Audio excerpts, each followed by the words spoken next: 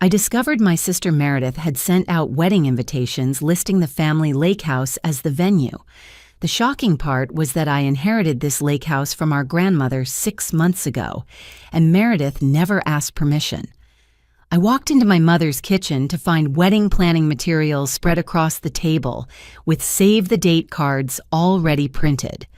My mother casually mentioned they had booked caterers and photographers. My heart raced as I realized my sister had been planning this for months behind my back. The morning Grandma Ruth's will was read changed everything in our family. I sat in that stuffy law office between my parents, watching Meredith drum her manicured nails against the mahogany table. She wore her best dress, the navy one she saved for important occasions, and kept shooting me confident smiles. As the oldest by 3 years, she'd always assumed certain things would naturally flow her way. Our family's attorney, Mr. Garrison, cleared his throat and began reading. The small bequests came first: jewelry to cousins, books to longtime friends, charitable donations to the local library where Grandma volunteered. Then he reached the part everyone was waiting for. To my granddaughter, Alida Marie Summers, I leave the Willow Point Lake House and all its contents, along with the surrounding 20 acres of property. The silence that followed felt heavy enough to sink through the floor. Meredith's face went through several transformations: confusion, disbelief, then something darker that she quickly masked with a tight smile.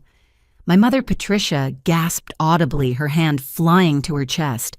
Dad remained still, but I caught the slight nod he gave as if he'd expected this. Mr. Garrison continued reading from a personal letter Grandma had attached to the will. Alida, you spent every summer of your childhood and young adulthood helping me maintain this property. While others came for the parties and holiday gatherings, you came in the off-seasons too. You learned to repair the dock with your own hands, helped me restore the garden after the storm of 2012, and sat with me during the quiet evenings when I needed company most. This home needs someone who understands its soul, not just its value. Take care of it as you took care of me. Tears blurred my vision. Those summers rushed back, learning to identify every plant in Grandma's garden, painting the gazebo, together fixing loose boards on the wraparound porch. While Meredith had been at cheerleading camps and later internships in the city, I'd been here hands dirty and heart full. And this has to be a mistake. Meredith's voice cut through my memories. She turned to Mr. Garrison with her practiced professional smile, the one she used in her marketing job. Surely Grandma meant for both of us to share the property. We're both her granddaughters. Mr. Garrison adjusted his glasses and showed her the documentation. The will is quite specific, Miss Summers. The property goes solely to Alida. Over the next weeks, I tried to navigate the situation delicately. Meredith stopped returning my calls. At family dinners, she spoke around me rather than to me. Our mother began dropping hints about fair distribution and what Grandma would have really wanted if she'd been thinking clearly. I moved some of my belongings to the lake house, planning to spend weekends there initially, while keeping my apartment in town. The first night I slept in Grandma's room, I found her journal in the nightstand. Entry after entry mentioned the special bond we shared, her hopes that I would preserve the family memories housed within those walls. What I didn't know then was that Meredith had already begun telling a different story to our extended family. According to her version, spread through carefully crafted phone calls and social media posts, the will reading had been misunderstood. She claimed Grandma had verbally promised the house would belong to both sisters, but had forgotten to update the paperwork. She posted old photos of herself at the lake house during holidays, conveniently cropping out the dates that showed she rarely visited in recent years. Aunt Caroline from Texas called me one evening, her voice carefully neutral. "Sweetie, I heard about the confusion with the lake house. Meredith says you two are working out a sharing arrangement." "There's no confusion, Aunt Caroline. Grandma left it to me." The pause that followed told me everything. The seeds of doubt had been planted throughout our family tree. Cousin Janet messaged me on social media suggesting maybe I could let Meredith use it for special occasions. Uncle Robert sent a lengthy email about the importance of family harmony. But it wasn't until I arrived at the lake house one Saturday morning to find a wedding planning van in the driveway that I realized how far my sister had taken her alternate reality. The florist was unloading boxes, consulting with someone on the phone about the bride's vision for the ceremony by the water. I approached him, my voice steady despite my shock. "Excuse me, what are you doing here?" He smiled broadly. "Setting up for the Summers Bradley wedding venue tour next week. Beautiful property you have here." "There's been a mistake. No wedding is planned at this location." His face fell. "But I have the contract right here. Meredith Summers' June wedding, Willow Point Lake House." As I stood there in my grandmother's garden watching a stranger plan my sister's fantasy wedding on my property, I understood that Meredith wasn't just grieving the loss of an inheritance. She was attempting to take by force what she couldn't accept had been given freely to me. The battle for Willow Point had begun, and I hadn't even known I was fighting it. The confrontation came 2 days later at our parents' colonial-style house on Maple Street. I'd asked for a family meeting, hoping to clear the air before things escalated further. What I walked into felt more like an ambush. Meredith sat at the dining room table like a queen holding court wedding binders, spread before her like battle plans. Our mother, Patricia, flanked her right side, their body language creating a united front. Dad occupied his usual spot at the head of the table, newspaper in hand, avoiding eye contact with everyone. "Alita, finally," Meredith said, her voice dripping with false warmth. "We've been making such wonderful progress on the wedding plans. June 20th is going to be perfect." I set my purse down, slowly gathering my thoughts. "Meredith, we need to talk about this. You can't plan a wedding at the lake house." Her laugh tinkled like breaking glass. "Don't be silly, it's the family lake house. Where else would I get married? It's where Mom and Dad had their reception. It's tradition." "It's my property now. Grandma left it to me specifically." The temperature in the room seemed to drop 10 degrees. Patricia's lips pursed into a thin line. "Alita, honey, let's not get caught up in technicalities. Your grandmother was 93 years old. Sometimes elderly people make decisions that don't reflect their true wishes." Her wishes were crystal clear. I responded, fighting to keep my voice level. She wrote a letter explaining exactly why she made this choice. Meredith's mask slipped for just a moment, revealing something ugly underneath. Then she recovered, reaching for a folder. "Well, regardless of ancient history, we need to discuss the current situation. I've already sent save the dates to 150 guests. Bradley's family has booked flights from Seattle. His grandmother is coming out of retirement to make her famous wedding cake. You did all this without asking me. I didn't think I needed to ask permission to use our family's property for a family event." She opened the folder, revealing contracts and receipts. "The tent company has been paid. The caterers have planned a menu around Grandma's favorite recipes. The photographer has scouted locations around the property for 2 full days." My hands trembled as I looked at the papers. Thousands of dollars in deposits, all listing the Willow Point address. How could you sign contracts for a property you don't own? Patricia interjected, her voice taking on that disappointed mother tone she'd perfected over the years. "Ownership is just paperwork, Alita. Family is about sharing. Your grandmother would be horrified to see you acting so selfishly." Selfish. The word stuck in my throat. I'm selfish for expecting to have a say in what happens on my own property. Dad rustled his newspaper but remained silent. Classic Dad, avoiding conflict at all costs. Meredith leaned forward, her engagement ring catching the light. "Look, I understand you're attached to the place. I am too. That's why I want to share this special day there. You can be my maid of honor. We'll make it a real family celebration." "That's not the point. You went behind my back, made commitments you had no right to make." "I was trying to spare you the stress of wedding planning," she said, as if she'd done me a favor. "You know how overwhelming these things can be." "You mean you didn't think I'd say yes if you asked?" The pretense finally dropped completely. Meredith's face hardened. "Why would you say no?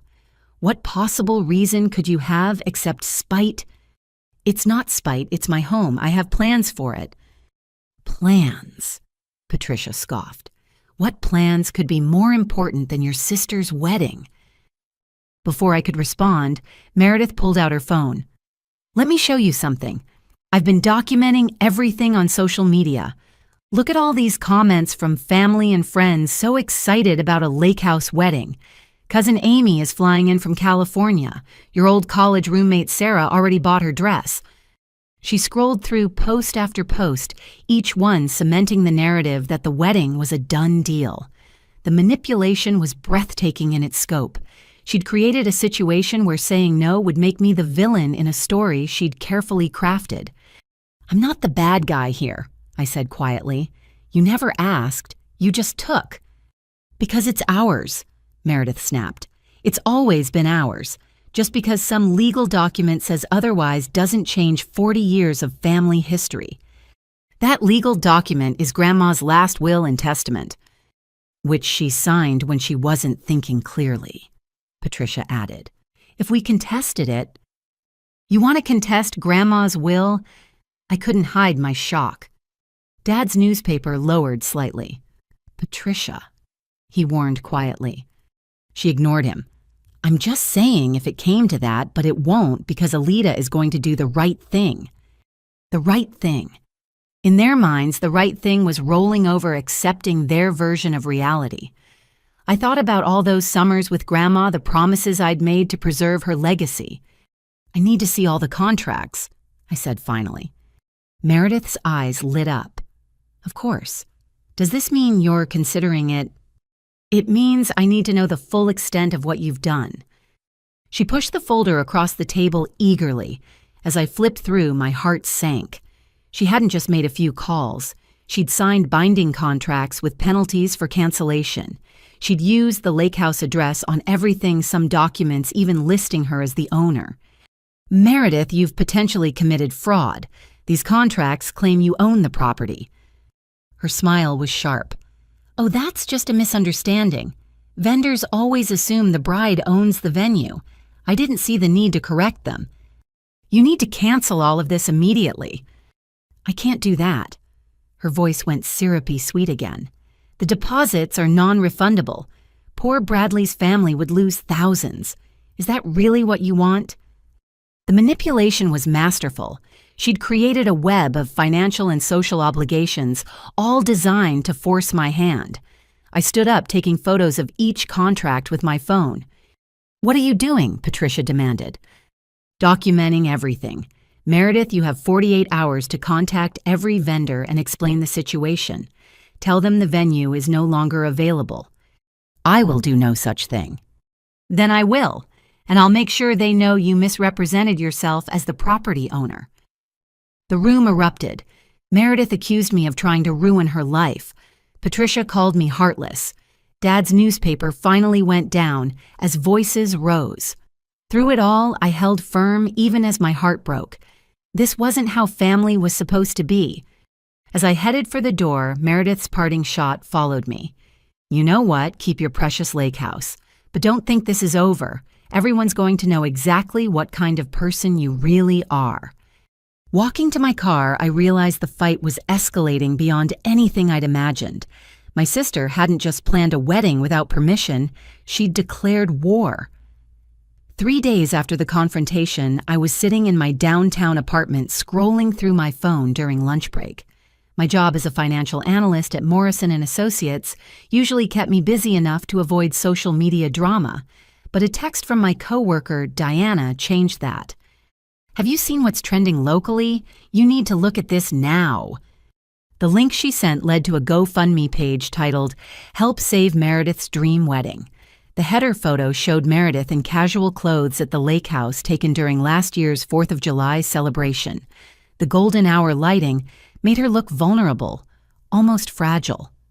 My coffee mug nearly slipped from my hand as I read the description. "Dear friends and family, I never thought I'd have to write something like this. My heart is breaking as I share our story. For generations, the Summers family lake house has been where we celebrated life's precious moments. My parents had their wedding reception there. Every birthday, holiday, and family reunion happened within those cherished walls.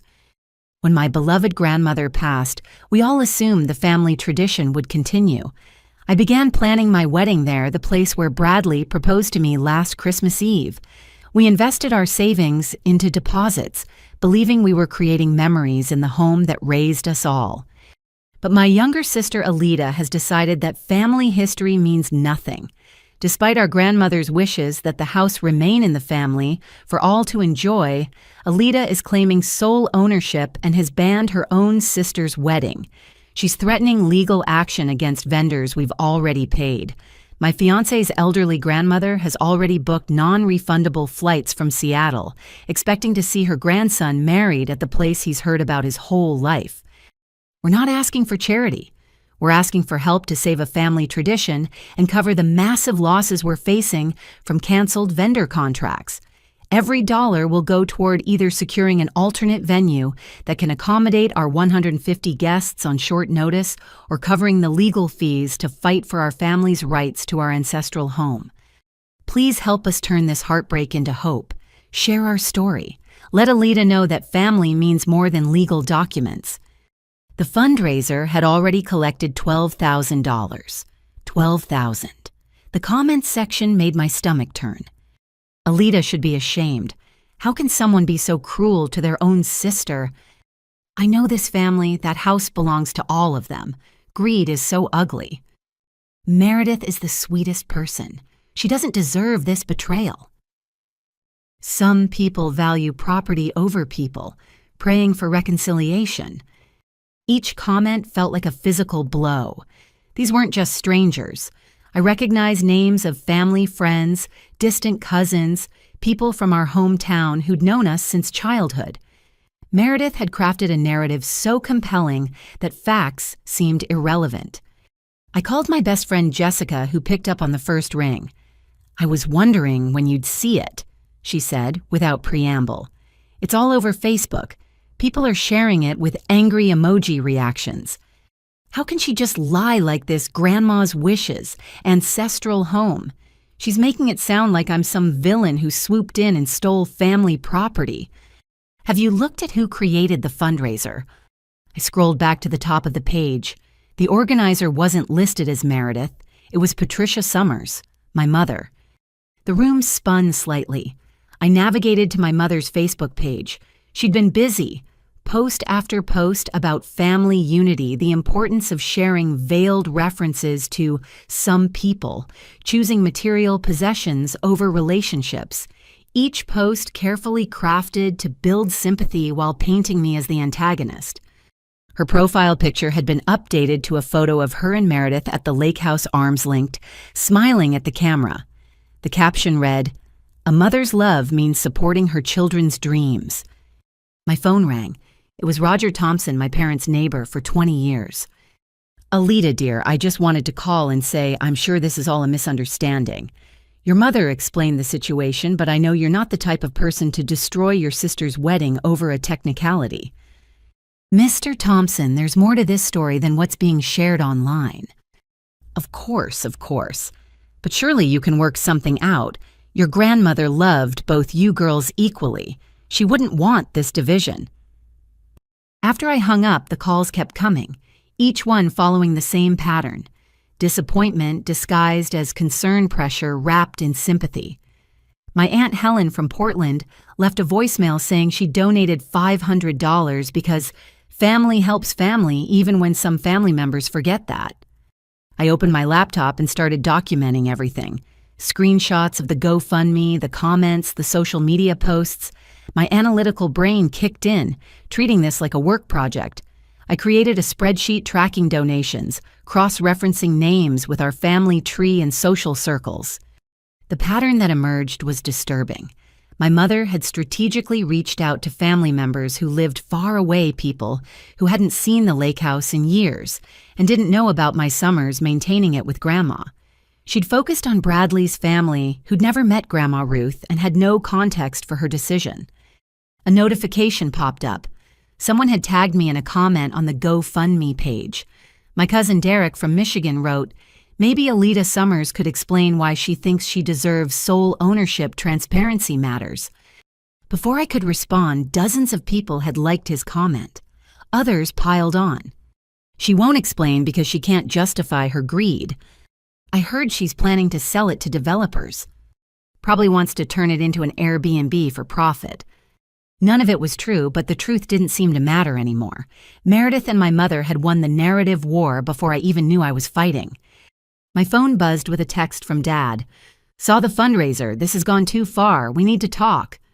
Finally, someone in my family showing sense. I agreed to meet him for coffee the next morning, hoping he could help rein in Mom and Meredith. That evening, I couldn't resist checking the GoFundMe one more time. It had jumped to $15,000. A new update from my mother had been posted. "Overwhelmed by your generosity and support. Meredith is in tears, happy ones this time. We're exploring all options to ensure this wedding happens as planned. Some have asked why Alita is being so difficult. While I don't want to speak ill of my daughter, I will say that grief affects everyone differently. Perhaps she's struggling with losing Grandma Ruth more than we realized. Please keep our family in your prayers." The masterful manipulation made me nauseous. She'd managed to paint me as both villain and victim, greedy yet unstable.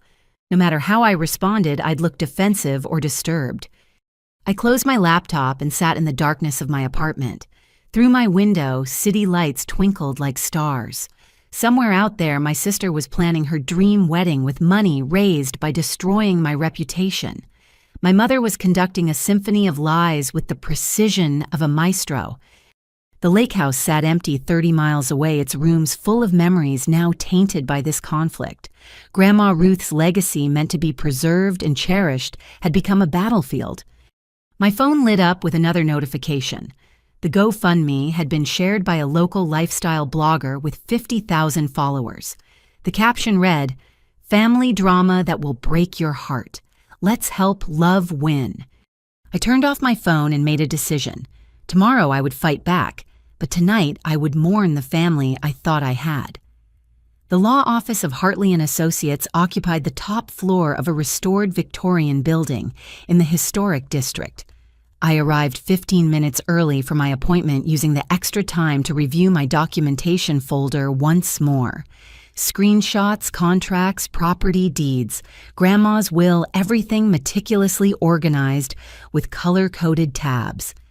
Elizabeth Hartley herself greeted me in the waiting area. In her early 50s, with silver-streaked hair pulled back in an elegant bun, she exuded the kind of quiet confidence that came from decades of legal victories. Jessica's cousin had recommended her as the best property lawyer in the state. "Miss Summers, I've reviewed the initial documents you sent.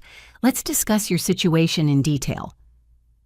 Her corner office overlooked the river, morning sunlight streaming through tall windows.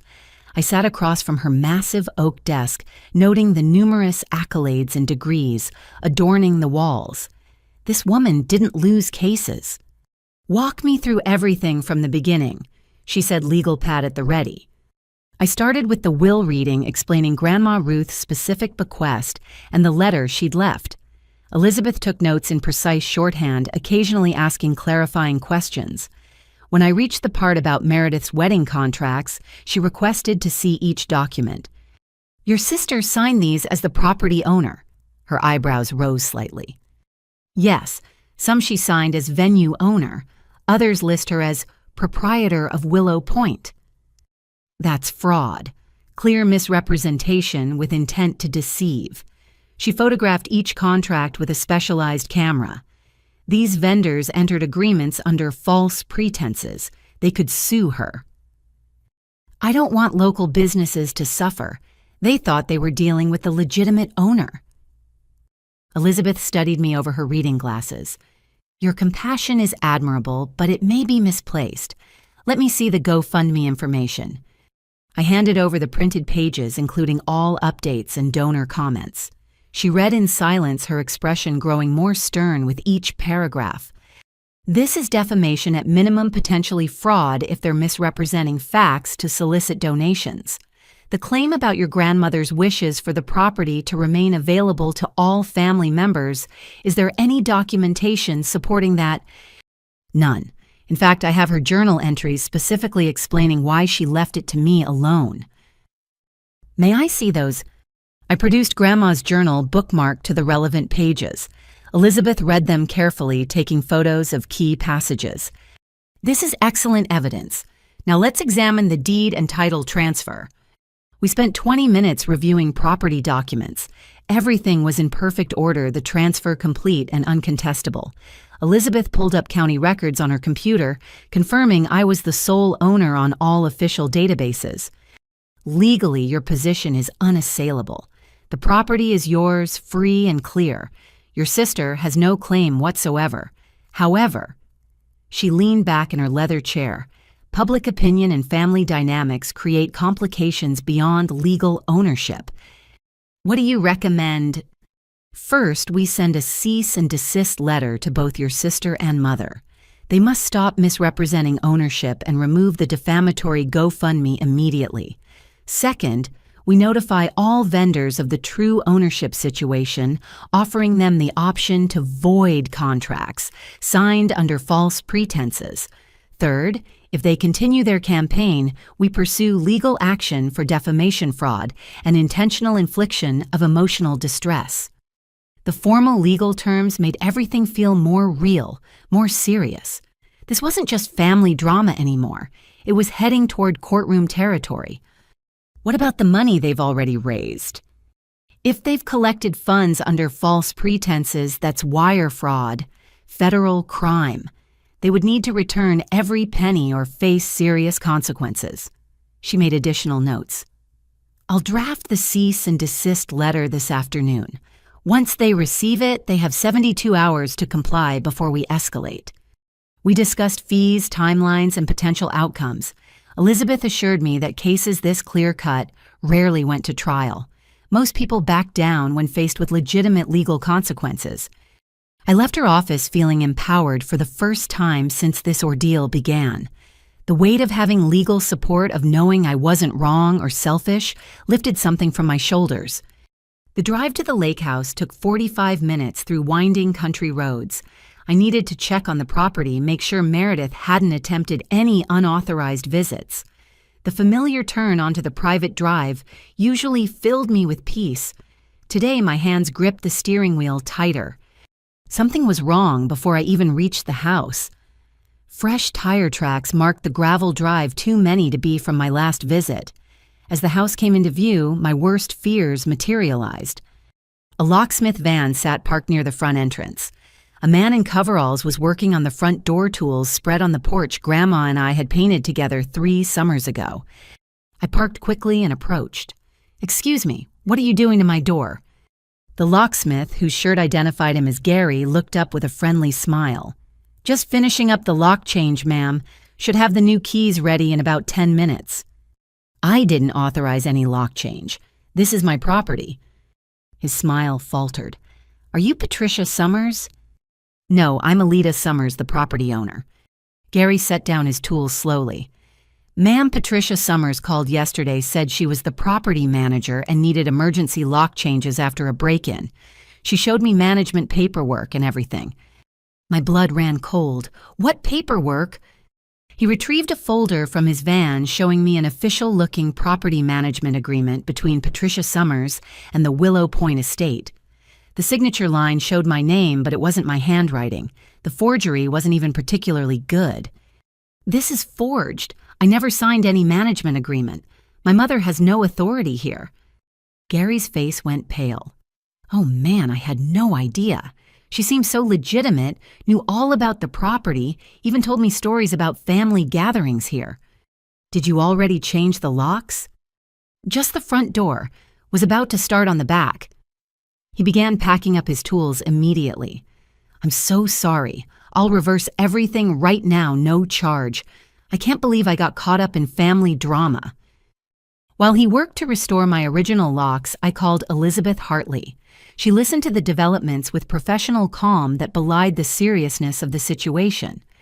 "Document everything. Get a written statement from the locksmith. This is breaking and entering, attempted theft of property and forgery. Your mother just committed multiple felonies." After Gary left profusely apologizing and providing a detailed written account of my mother's deception, I walked through the house. Everything appeared untouched, but the violation felt profound. The home that had been my sanctuary now felt exposed, vulnerable. I installed security cameras that afternoon, paying extra for same-day installation. The technician, sensing my urgency, worked quickly and efficiently. By evening, I could monitor every entrance from my phone. As sunset painted the lake in shades of gold and crimson, I sat on the dock where Grandma and I used to fish. The cease and desist letter would be delivered tomorrow. The locksmith's statement would be added to my legal file. The security cameras would record any future attempts at intrusion. But what they couldn't capture was the ache in my chest, the grief of watching my family choose deception over truth, manipulation over love. Grandma Ruth had left me more than property. She'd left me a test of character, one that was costing me everything except my integrity. My phone buzzed with a notification from the security system. A car had pulled into the driveway. Through the camera feed, I watched my mother and Meredith get out, keys in hand, approaching the front door. The lock they thought they'd changed wouldn't work. Their confusion, then anger, was visible even in the grainy footage. I stayed on the dock, letting them discover their scheme had failed. Tomorrow they would receive Elizabeth's letter. Tonight I would watch the sun set over the water and remember why this place was worth fighting for. The cease and desist letter had been delivered for exactly 4 days when the family cavalry arrived. I was working from home analyzing quarterly reports for Morrison and Associates when my doorbell rang. Through the peephole, I saw Aunt Caroline from Texas, her perfectly styled blonde hair unmistakable even through the distorted view. I opened the door to find not just Caroline, but a small delegation.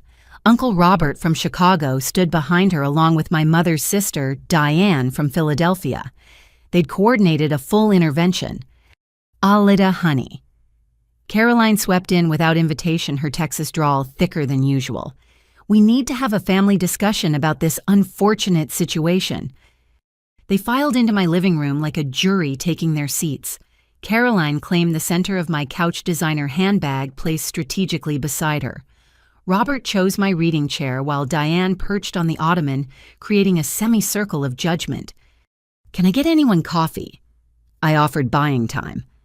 "This isn't a social visit," Robert said, his banker's voice cutting through pleasantries. "We're here because this family is tearing itself apart." Caroline pulled out her iPad, swiping to reveal screenshots of the GoFundMe page. $28,000, Alida. People have donated $28,000 because they believe in family unity. Doesn't that tell you something? It tells me that Meredith and Mom are excellent at manipulation. Diane clutched her pearls literally. "How can you speak about your mother that way? Patricia is beside herself. She called me crying every night this week." "Did she mention she committed forgery and tried to break into my house?" "She was trying to preserve family harmony," Caroline interjected smoothly. "Sometimes we have to take unusual steps to protect the people we love from themselves." The condescension in her voice made my jaw clench. Caroline had always been the self-appointed family mediator, swooping in from Texas whenever drama arose, dispensing her wisdom like a benediction. Robert cleared his throat. "We've consulted with a family attorney. There are ways to resolve this that benefit everyone. I've already consulted with my attorney, Uncle Robert. The property is mine legally and ethically." "Legality isn't everything," he countered. "What about morality? What about family legacy?" Caroline produced a folder from her handbag with the flourish of a magician revealing a rabbit. "We've drafted a temporary usage agreement. Very simple, very fair. You retain ownership but grant access for family events, starting with Meredith's wedding, of course." I took the document, scanning the first page. The simple agreement was 8 pages of dense legal text. "I'll need my lawyer to review this." "Oh, honey, do we really need lawyers between family?" Caroline's smile didn't reach her eyes. "Just read it through. You'll see how reasonable it is." Against my better judgment, I began reading more carefully. The language seemed straightforward at first. Temporary access for specific events, maintenance responsibilities, scheduling procedures. Then I reached page 4. Hidden in a subsection about traditional family usage rights was language that would grant Meredith and my mother historical claim considerations and equitable access in perpetuity. Further down, buried in definitions, these terms were expanded to include partial ownership claims based on established usage patterns. This would give them legal grounds to claim partial ownership, I said, looking up at their expectant faces. That's not what it says at all, Diane protested. It simply acknowledges the family's historical connection to the property. By establishing a legal precedent for ownership claims, I may not be a lawyer, but I'm a financial analyst. I know how to read contracts. Robert's face flushed. You're being paranoid. We're trying to help you save your family relationships. By tricking me into signing away my rights, Caroline sighed dramatically. I flew all the way from Houston for this. George had to cancel his golf tournament. We're here because we care about this family's future. Then why aren't you at Meredith's apartment asking her why she committed fraud? Why aren't you at my mother's house questioning why she's raising money through false pretenses? Because they're not the ones being stubborn. Diane snapped her composure, finally cracking. They're not the ones who took advantage of a confused elderly woman. The accusation hung in the air like a toxic cloud. I stood up slowly, anger crystallizing into cold clarity. Grandma Ruth was sharper at 93 than most people are at 30. She knew exactly what she was doing. She left me the lake house because I was the only one who treated it as a home rather than a vacation destination. You poisoned her against the rest of us, Caroline said, her mediator mask slipping. All those summers playing the devoted granddaughter, while the rest of us had actual lives and careers. I had a life and career too. I just chose to spend my vacation time with her instead of on cruises and European tours. Robert stood as well, using his height advantage to try to intimidate. Sign the agreement, Alita, or this family will never forgive you. This family has already shown me their true colors. Forgiveness seems irrelevant at this point. My phone rang, saving me from whatever response was coming. Elizabeth Hartley's name appeared on the screen. I need to take this, it's my attorney. Of course it is, Caroline muttered. I stepped into my bedroom, closing the door firmly. Elizabeth, your timing is perfect. I'm calling because there's been a development. The GoFundMe has been frozen. My associate found evidence that donations were solicited using false information about property ownership and your grandmother's wishes. The platform is investigating. Relief flooded through me. Thank you. That's the first good news I've had today.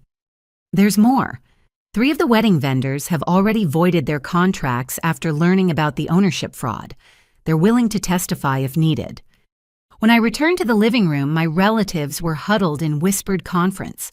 They broke apart as I entered their faces, showing they'd been plotting. I won't be signing any agreements today, I announced, or any other day. The lake house remains solely mine as Grandma intended. Caroline gathered her things with sharp movements. You're making a terrible mistake. Family is forever, Alita. Property is just things. Then why are you all so desperate to take this thing from me? Robert helped Diane to her feet, his expression dark. We tried to do this the easy way. Remember that. Is that a threat? It's a promise that actions have consequences, he said. You're not the only one who can hire lawyers. They left in a cloud of indignation and expensive perfume. I locked the door behind them and leaned against it, exhausted. The easy way. As if there had been anything easy about this from the beginning. My laptop dinged with an email notification. Caroline had already sent a group message to what appeared to be our entire extended family. Dear family, we attempted to mediate the lake house situation today, offering Alida a more than fair compromise. She refused to even consider it. It's clear that greed has overtaken family loyalty. We support Patricia and Meredith during this difficult time and encourage everyone to contribute to their legal fund. Some battles are worth fighting.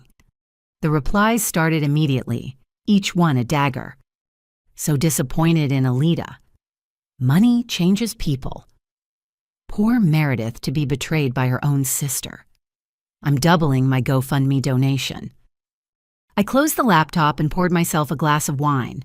Outside my apartment window, life continued normally. People walked, dogs, joggers passed by, the world spun on. But inside my family, everything had shifted, perhaps permanently. My phone buzzed with a text from my father.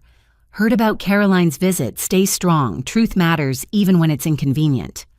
One ally in a sea of adversaries. I held on to his words like a life preserver, knowing the storm was far from over. The security alert came through at 7:43 on a Thursday morning. I was in my kitchen, coffee half raised to my lips, when my phone erupted with notifications. Multiple motion detections at the lake house, vehicle alerts, unrecognized persons on property. I opened the camera app with trembling fingers. What I saw made me drop my mug, ceramic shattering against the tile floor, coffee spreading like a dark omen. 3 construction vehicles had pulled into the lake house driveway. Workers in hard hats were unloading equipment. A massive flatbed carried what looked like sections of a dance floor. Another truck bore the logo, Enchanted Events, making dream weddings reality. I grabbed my keys and laptop, calling Elizabeth Hartley's office as I ran to my car. Her assistant put me straight through. They're at the house. Construction crews. They're setting up for the wedding. Don't confront them alone. I'm sending my investigator to document everything.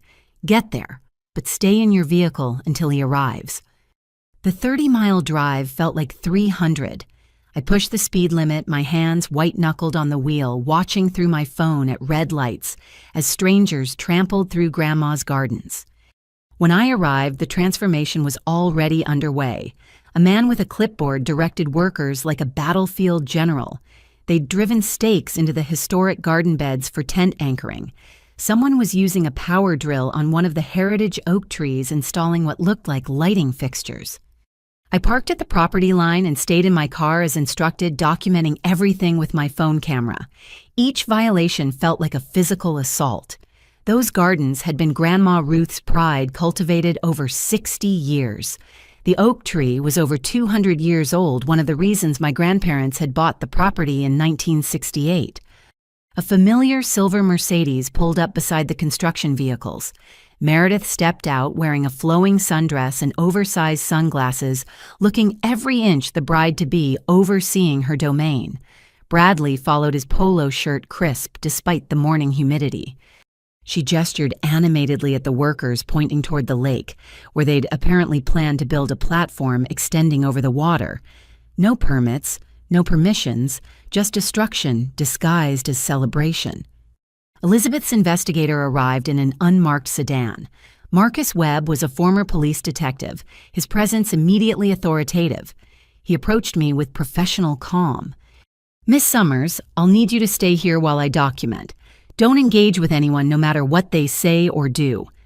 He moved methodically through the chaos, taking photos, making notes, recording video. His presence went unnoticed for approximately 10 minutes before Meredith spotted him. The confrontation was immediate. She marched over Bradley, trailing behind like an uncertain shadow. "Who are you? This is a private event setup." Marcus produced his identification. "Private investigator hired by the property owner. I'm documenting unauthorized activities." "Unauthorized, I'm the bride. This is my wedding venue." "Ma'am, you're not the property owner. You have no legal right to authorize construction on this land." Meredith's face cycled through several shades of red. "This is harassment. Bradley, call the police." "Please do," Marcus said calmly. "They'll be very interested in the trespassing and property damage occurring here." While Bradley fumbled with his phone, I noticed something that made my stomach lurch. Workers near the shoreline were pouring concrete. They were actually pouring concrete to create permanent anchors for some kind of structure. Unable to stay silent any longer, I got out of my car. "Stop. Everyone needs to stop right now." Meredith whirled toward me. "Oh, look who decided to show up. Come to gloat. Come to protect my property from further damage. You're destroying Grandma's gardens. That oak tree is on the historical register." "Drama queen as always," she scoffed. "We're making improvements. This place needs updating anyway." "Improvements you're violating about dozen environmental regulations. The shoreline work alone requires permits from 3 different agencies. The contractor with the clipboard approached, looking concerned. "Ladies, is there a problem? We're on a tight schedule." "The problem is you're working on property without the owner's permission," I told him. He looked between Meredith and me, confusion evident. "Miss Summers assured us all permits were in order. We have signed contracts." "I'm Miss Summers. She's Miss Summers. But I'm the property owner and I never authorized any of this." Marcus stepped in smoothly. "Sir, I'd recommend halting all work immediately. You're potentially liable for any damage done without proper authorization." The contractor's face went pale. He pulled out his phone, presumably to call his boss or lawyer. Within minutes, he was shouting orders to stop work. "This is ridiculous," Meredith shrieked. "Everything was approved. Tell them Bradley." Bradley seemed to shrink under scrutiny. "Maybe we should have gotten the permits first, honey." "Permits?" She rounded on him. "We don't need permits for our own family property." "It's not your property," I said for what felt like the 1,000th time. Police sirens in the distance ended any further argument. 2 patrol cars pulled up, officers emerging with measured official movements. Marcus had apparently called them while documenting. The lead officer, Sergeant Davidson, according to his badge, surveyed the scene with experienced eyes. "We received reports of trespassing and property damage. Who's the property owner?" "I am." I showed him my identification and property deed on my phone. What followed was a careful investigation. Statements were taken. The contractor provided his contracts, all signed by Meredith, claiming to be the venue owner. The concrete damage was photographed. The drill holes in the historic oak were measured and documented. "Ma'am," Sergeant Davidson addressed Meredith, "did you represent yourself as the property owner when signing these contracts?" "It's a family property. I have every right." "It's a yes or no question. Did you claim to own this property?" Bradley put a hand on her arm. "Maybe we should call a lawyer." "Now you want to be careful." She shook him off. "This is my grandmother's house. My sister is being spiteful and—" "Ma'am, I'm going to need you to answer the question." The contractor interrupted. "She absolutely claimed to own it, said she inherited it and had all the authority to authorize work. I have emails." The sergeant made notes. "Miss Summers," he said to Meredith, "you're looking at potential charges of fraud, trespassing, and destruction of property. I'd strongly advise getting legal counsel." The workers began loading their equipment, the contractor apologizing profusely to me while shooting angry looks at Meredith. The partially poured concrete would need professional removal.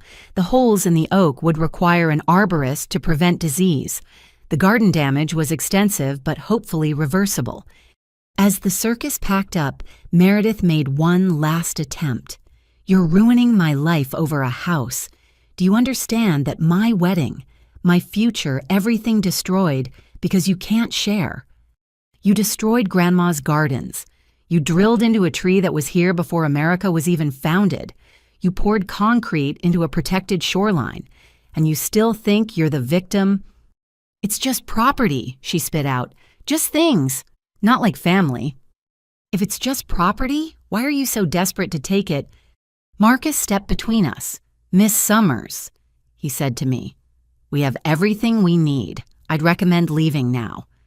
As I walked to my car, I heard Meredith on the phone, her voice carrying across the violated landscape. "Mom, you need to call the lawyer. The police are here. Alita called the police on her own sister." The twist, the reframing, the eternal victimhood. I drove away from the wounded property, knowing the cleanup would be expensive and time-consuming.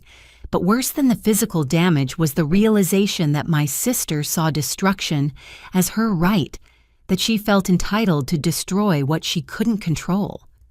Behind me, the lake house stood patient and enduring, scarred but not broken. Like me, it would heal. But some damage once done leaves marks that never quite fade. The meeting with Judge Harrison took place in a small conference room at the county courthouse. Elizabeth Hartley sat beside me, our case files arranged with military precision. Across from us, the court clerk prepared to record the emergency restraining order hearing. Your Honor, Elizabeth began, we're seeking immediate protection for my client and her property. The documentation shows a clear pattern of escalating harassment, trespassing, and property destruction. Judge Harrison, a woman in her 60s with sharp eyes behind wire-rimmed glasses, reviewed our evidence methodically. Photos of the garden destruction, the forged property management agreement, screenshots of the defamatory GoFundMe, the contractor's statement about Meredith's fraudulent claims, Marcus Webb's detailed report. This is quite comprehensive, the judge noted. The property damage alone is substantial. What are you seeking? A restraining order preventing Meredith Summers and Patricia Summers from coming within 500 feet of the Willow Point property, Elizabeth stated. Also prohibition of any contact with vendors or contractors regarding the property and cessation of all defamatory online content. The judge made notes. Given the evidence, I'm granting a temporary emergency order effective immediately. The formal hearing will be scheduled within 2 weeks. Make sure both respondents are properly served. Relief washed over me as she signed the order. Finally, legal protection with real consequences. Thank you, Your Honor, I managed. Miss Summers. Judge Harrison looked at me directly. I see a lot of family disputes. Few escalate to this level of property damage and fraud. Please be careful. Sometimes restraining orders escalate situations before they improve them. Her warning proved prophetic. The process server delivered the restraining orders that afternoon. By evening, my phone was exploding with messages from family members. I let them all go to voicemail, focusing instead on coordinating with the restoration company Elizabeth had recommended. The next morning, I met with David Chen from Historical Property Restoration. He walked the damaged areas with me, his expression growing more grave with each violation. The oak tree is my biggest concern, he said, gently examining the drill holes. At 200+ years old, any damage could introduce disease or weaken the structural integrity. I'll need to bring in our arborist specialist. Can it be saved? We'll do everything possible. The gardens will take time, but they're recoverable. The concrete removal is tricky near the shoreline. We'll need environmental permits. The estimated cost made me wince, but insurance would cover most of it. David's team began work immediately, treating the property with the reverence it deserved. I was reviewing restoration plans in my apartment that evening when the doorbell rang. Through the peephole, I saw a process server. Alita Summers. Yes. You've been served. The thick envelope contained a lawsuit, Patricia Summers versus Alita Summers. My hands shook as I read the claims: intentional infliction of emotional distress, elder abuse, breach of fiduciary duty, interference with family relations. She was seeking damages and equitable relief in the form of shared property ownership. The elder abuse claim was particularly outrageous, painting me as someone who'd manipulated Grandma Ruth in her final years. According to the filing, I'd isolated her from family, poisoned her against her own daughter and eldest granddaughter, and coerced her into changing her will. Elizabeth answered on the second ring. I was expecting this. Don't panic. Their claims are baseless. Elder abuse. She's accusing me of elder abuse. It's a common tactic in inheritance disputes.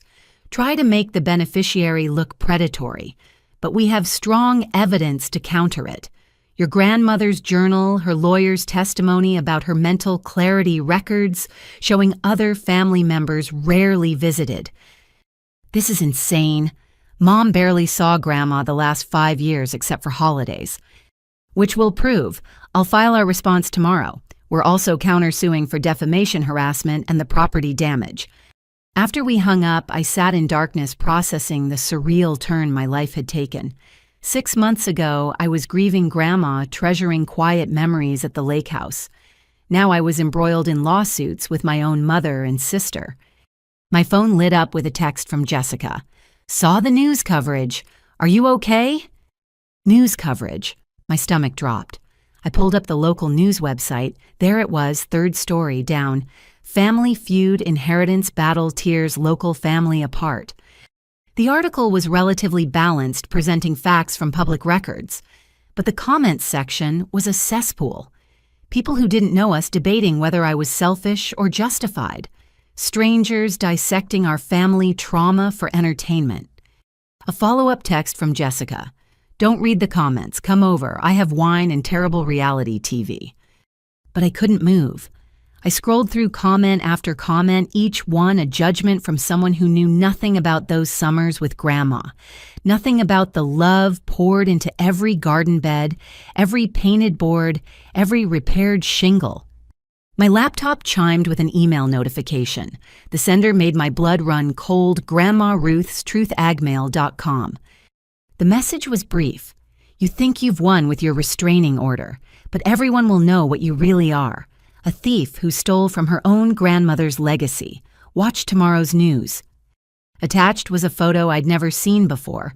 It showed me at the lake house with Grandma, but it had been edited, darkened to look sinister. My hand on her shoulder appeared possessive rather than supportive. The caption read, "The granddaughter who isolated Ruth Summers from her loving family." I forwarded it immediately to Elizabeth and Marcus Webb, evidence of continued harassment despite the restraining order, but the damage was already being done. The photo appeared on social media within hours, shared by anonymous accounts spreading like digital wildfire. By midnight, the narrative had shifted again. I wasn't just the selfish sister anymore. I was the calculating granddaughter who'd preyed on an elderly woman's loneliness. The restraining order meant to protect me had been twisted into evidence of my guilt. Why would I need legal protection unless I had something to hide? I finally turned off all devices and tried to sleep, but every time I closed my eyes, I saw Grandma Ruth's face, her warm smile as we worked side by side in her garden. She'd trusted me with her legacy, and that trust had become a weapon my family wielded against me. The next morning brought exactly what the anonymous email had promised. A morning show segment about inheritance disputes featured our story complete with the manipulated photo and interviews with family friends, who remained conveniently anonymous but painted me as a master manipulator. Elizabeth called before I'd finished my first coffee. I've already sent cease and desist letters to the station. The photo manipulation is clear defamation. We're adding it to our case. How do I fight this? They're controlling the entire narrative. By staying the course. Truth wins in courtrooms, not the court of public opinion. Focus on that. But as I watched my reputation being shredded by people who supposedly loved me, I wondered if winning in court would matter if I lost everything else in the process. 3 weeks after the restraining order, I returned to the lake house for a deeper cleaning project. The restoration team had done beautiful work on the gardens, and the oak tree showed signs of healing, but the house itself needed attention.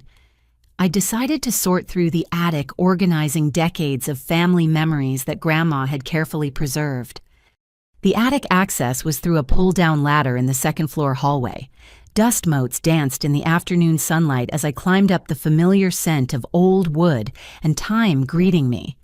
Boxes lined the walls, each labeled in Grandma's careful script, Christmas decorations, 1975, 1980, summer photos, Ruth's wedding dress. I was reaching for a box marked family letters when I noticed something odd. Behind the neat rows of labeled boxes was another container pushed far back under the eaves. It was wrapped in plastic as if Grandma had wanted to protect it from moisture and time. Carefully extracting it, I found a fireproof document box, the kind used for important papers. A yellow, sticky note on top read in Grandma's handwriting, "For when it's needed, truth always surfaces. R." My hands trembled as I opened it. Inside were folders, each meticulously organized and labeled. The first made my breath catch, Patricia, financial issues. The folder contained bank statements, canceled checks, and correspondence dating back 15 years. My eyes widened as I read. Check after check made out to my mother from Grandma's account, each one noted in the memo line, "Loan for Patricia's emergency. Temporary help for Patricia. Patricia Mortgage Assistance. A handwritten ledger tracked each loan. The total was staggering. Over $200,000 over the years. None of it repaid. Beside each entry, Grandma had noted Mom's explanation: failed business venture credit card debt, helping Meredith with college unexpected medical bills. But the next document made everything clear. A letter from Grandma's bank dated 3 years ago, alerting her to suspicious activity. Multiple attempts to access her accounts online using incorrect passwords. Security footage showed my mother at an ATM trying to use Grandma's card. Grandma's response was attached, handwritten on her personal stationery. Dear Patricia, the bank informed me of your attempts to access my accounts. I've changed all passwords and security questions. Your financial struggles pain me, but stealing from your mother is beneath the daughter I raised. The help I've given you over the years was offered with love, never expecting repayment. But trying to take more without asking has broken something between us. I'm documenting everything now on my lawyer's advice. Not to punish you, but to protect myself. I pray you find a better path. Your disappointed mother, Ruth. The next folder was labeled Meredith Expectations. Inside were email printouts between Meredith and her college friends, messages she'd apparently sent from Grandma's computer during a visit and forgotten to delete. They painted an ugly picture. Grandma's getting up there in years. Mom says the lake house is worth at least $2 million now. Split between us, that's a nice cushion for my future. Already planning the renovations, going to tear out all that dated garden nonsense and put in a modern entertainment space. Mom's working on her. Old people are easy to influence if you know their buttons. A printed screenshot showed a text conversation between Meredith and our mother. Meredith, how did the guilt trip go? Patricia, she's stubborn. Keeps saying the house should go to whoever loves it most. Meredith, then we make sure she sees me loving it. I'll visit more, pretend to care about her boring garden stories. Patricia, good. Alita can't inherit everything just because she wastes her summers playing nursemaid. My stomach churned. But the final document in that folder was Grandma's analysis, written in her careful hand. Meredith visited 4 times this year. Each visit lasted less than 24 hours. She spent most of the time on her phone planning her next vacation. When I asked her to help me transplant the roses, she said she had a manicure appointment. The lake house is a commodity to her, not a home. She doesn't see the sunrise reflecting off the water or hear the loons calling at dusk. She sees dollar signs and Instagram opportunities. My heart breaks for the grandchild she could have been. The third folder nearly undid me. Alita, the true heir. Inside were photos, spanning 20 years. Me at 12, covered in mud, helping Grandma build the raised garden beds. At 16, on the roof, with Grandpa learning to replace shingles. At 22, sitting with Grandma after Grandpa's funeral, our hands clasped as we watched the sunset. Years of birthday cards I'd sent her, each one saved. Printouts of emails where I shared my daily life, asked for advice, sent her photos from my travels. A journal entry from 5 years ago. Alita called today as she does every Wednesday. Patricia only calls when she needs money. Meredith only calls on holidays, and even then it feels obligatory. But Alita calls because she cares. She asked about my arthritis, remembered I was starting new blood pressure medication, wanted to know if the daffodils had bloomed yet. She sees me as a person, not a potential inheritance. The lake house will be safe in her hands. The final folder was labeled Evidence Patricia's Schemes. It contained a printed email thread between my mother and a real estate developer from 4 years ago. Mrs. Summers, as discussed, I'm prepared to offer $2.5 million for the Willow Point property pending your mother's agreement to sell. My investors are eager to develop this prime lakefront into luxury condos. My mother's response, working on it. Mother is elderly and will eventually see reason. Once I have power of attorney, we can move forward. The developer, the sooner the better. Properties like this don't stay undeveloped forever. If you can't deliver, I'll need to look elsewhere. Patricia, give me 6 months. If she won't sell willingly, there are other ways to establish control over elderly parents' assets. There were more emails, research on conservatorships, bookmarked websites about declaring elderly parents incompetent, plans to have Grandma evaluated by specific doctors known for favorable competency evaluations, all dated within the last 5 years of Grandma's life.